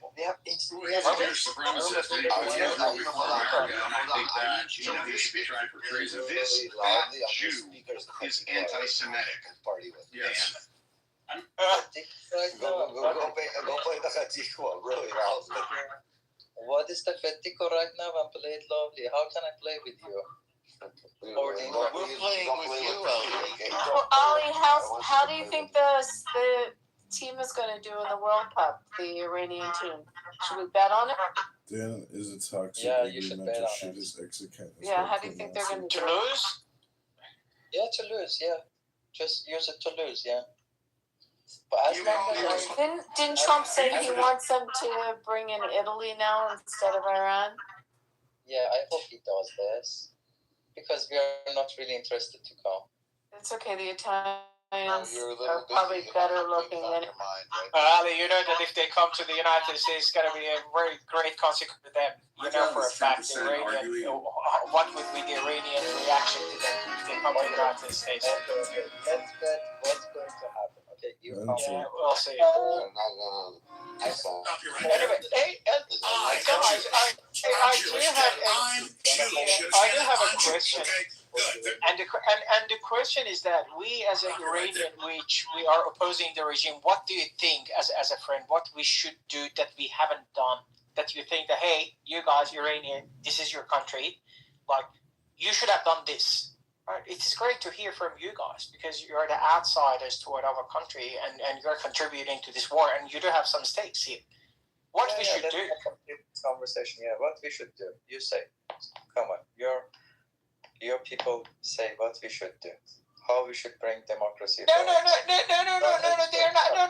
That's not my question. Don't change it. I see that what we haven't done that we could do. Right, so don't change the narrative for my question that American tell us now what to do. No, it's not. It's just as advice, as a friend. Well, we have. What do you think that? Yeah. What do you think we should do? Yeah, please. I'm also curious about the end. No, not the Americans. Iranian, like you're looking from outside. You say, hey, Iranian, you're against your government. I think it would be better to do this A, B, C, D. You know. Okay. Let me. Not you, Ali. You're Iranian. I asked the American friends, not you. Okay, Americans. Okay, I'm curious about what the Americans gonna say. Yeah, come on.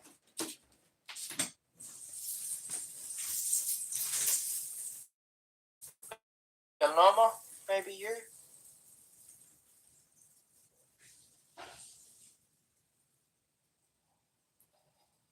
Sorry, I'm like multitasking times 12. What's the question?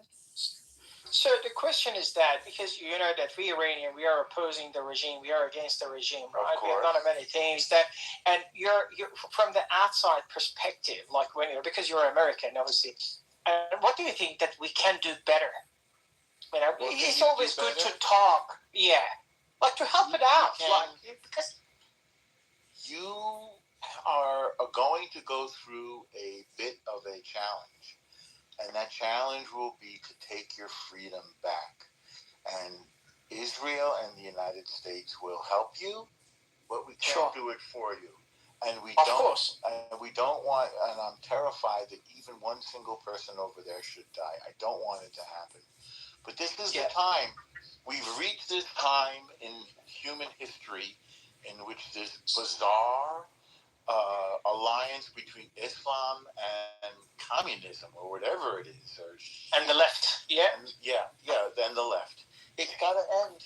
And we have an unusual president, Donald Trump, who, unlike all the previous these presidents, he realized that he is the man of destiny who has to bring this regime to an end. And thank God for him. And now you guys are going to be able to do your part. So get enough rest and get enough food and get yourselves organized, because it's going to be your turn soon to take the country back. Sure, I agree with you, but let's say you're Iranian, right? What you would do as an Iranian in this situation? Just brainstorming. Well, I don't know anything about what's going on over there, but if you ask yourself that question, you are one of the most brilliant and gifted peoples in human history. And I'm not kidding around about that. I'm completely serious. I know about this. I knew about this for years and years. There's some Americans who have studied this, and we know what amazing culture you have, what amazing people, what talent, what art, what cinema. I'm not kidding around. What food. You have this magnificent culture, and now what you have to do is take your freedom. I don't know how you're going to do it, because you know your country, you know your life. Better than anyone. Yes. Yeah. All we can do is support you, because we're not arrogant like some people. Of course. And we just want to help you. It's in our interest, yes, as you said before, of course it's in our interest, because you guys, the IRGC regime was growing close to our enemy, China. And part of this is we're showing our enemy. Absolutely. Yeah, we're showing them this is how we roll, baby. So you're going to think twice before you take over Taiwan and the Straits of Taiwan. Don't think of the Strait of Hormuz. Think of the Strait of Taiwan. It ain't going to happen, because our military might is greater than that of China. And we have to keep it that way. And then, you know what? When China sees that, they're going to want to be partners with us. They're not going to want to fight us. And we're going to have a good relationship after that. Because the other way around. Because the other way around is going to be catastrophic for the world. It's going to be catastrophic. Because if for some reason, and hopefully never happens, it's the war thing doesn't work the way that the American planned, then China would have the audacity to say that, hey, they couldn't get the Hormuz back. How are they going to get the Taiwan back, right? Yep. They're going to say that, because China is not comparable to Iran. They are a massive power. That's a fact. We cannot ignore it. But it's going to be a massive disaster for the world order, in my opinion. Maybe I'm wrong. No, but you're right. And for the Iranian compatriots, what I can see that at this day we can do is just to get more organized. Of course, we are united over the Reza Pahlavi, and it doesn't mean that we are waiting for just the Americans and the Israeli to do the job for us, as you said. It's that sometimes that we need to, if we cannot take the gun, educate ourselves, inform the other people how to, for example, how to do the first aid at the time of the uprising, because we know that for a fact they're going to come out and it's going to be casualties. At least you can minimize that casualties by learning the first aid and buying some of these tourniquets and this and that and put it at home for the day. You know, that's happening. It's one of the things that you can do. Very practical, make a lot of sense. So, and the second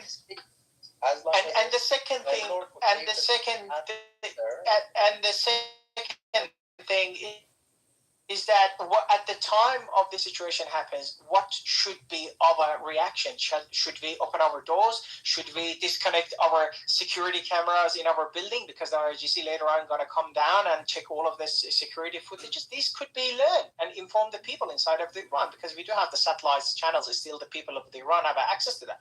This is the second thing that could be done. And the third thing is we need to have stop. Okay, we got his idea. His idea aligns with my idea. Iranian people should when we tell you to speak, you say nothing. And then when somebody else is speaking, you open your mouth. What's the problem? The guy is talking. Just listen. Take out your little stubby pencil and write down what he says. This is important stuff. I got from your idea. Sorry. I apologize for the arrogance and rudeness of my guests. Yeah, it's all right. So we got used to them. These are the things that we cannot just sit down as an Iranian. Yes, I know that some of us. It is not a sprint. It's a marathon. It's not going to be 1 day, 2 days, 2 months. We don't know. Hopefully, it finishes soon. But we need to have a plan for the future, which the lesson learned. We need to know these things in advance. We need to organize. Yes, we don't have armed groups, unfortunately. right? But we do have some of the things that we can do, which we haven't done it before, such as the education, such as the like. We do have a lot of the entrepreneurs, the sitting down together, creating an app, and that we can, if we don't have internet, at least through the network of the Bluetooth, which everybody has a cell phone at the moment in Iran, so they getting connected and stay connected together, right? And create a piece of a technology that we can, take in some SIM cards that works via satellites and during the emergency. So they cannot crack down on the people. These things, in my opinion, I'm not the expert matter, just out of the blue comes to my mind. And I think that Iranian people can perform better in these areas. Maybe they are doing, I don't know about it, but just worth mentioning it. You see, you have such great ideas, man. I told you, you know what to do. You know better than me. You're much smarter than me. Thank you very much, Art. Thank you. Elaborate all the details.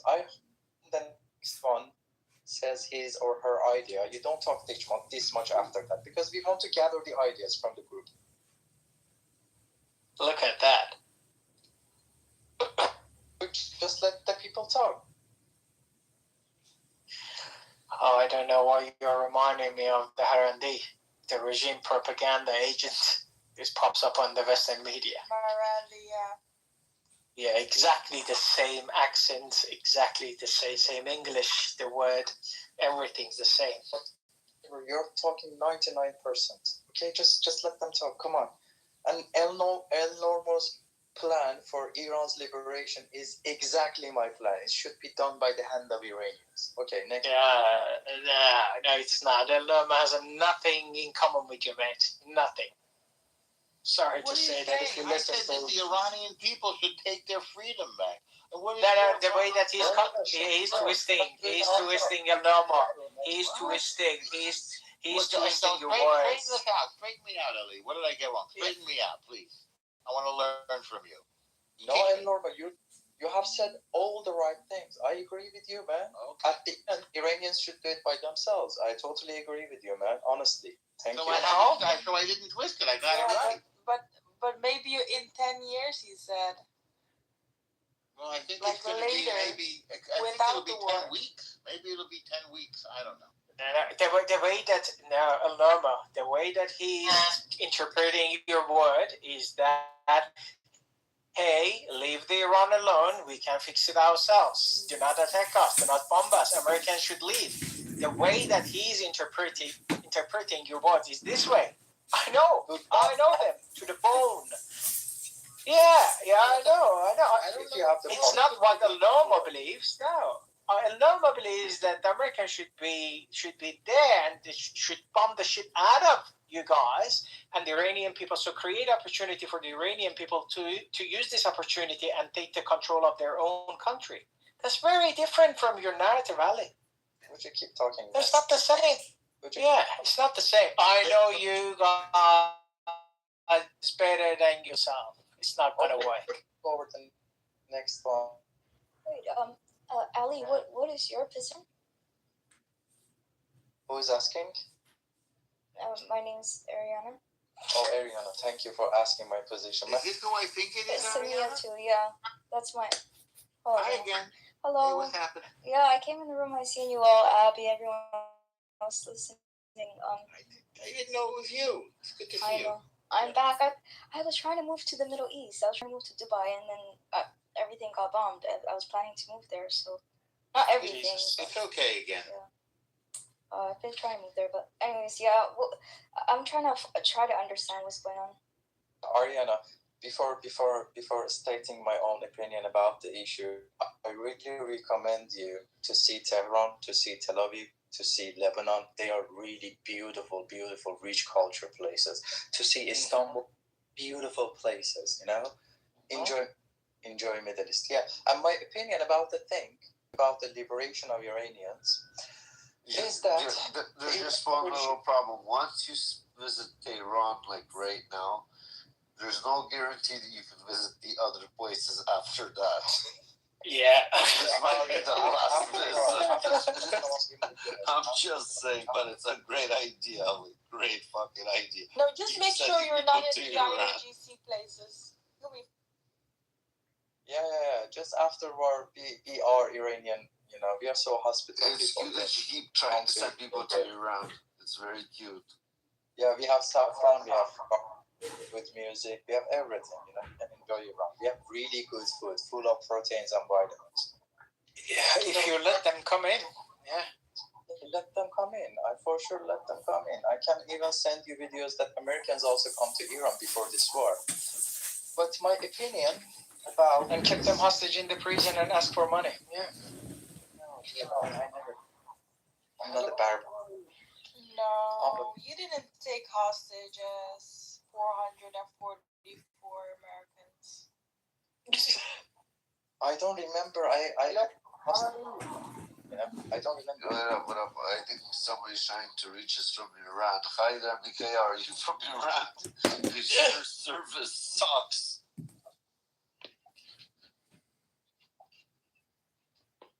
Mikhail, you're with us? You keep on miking.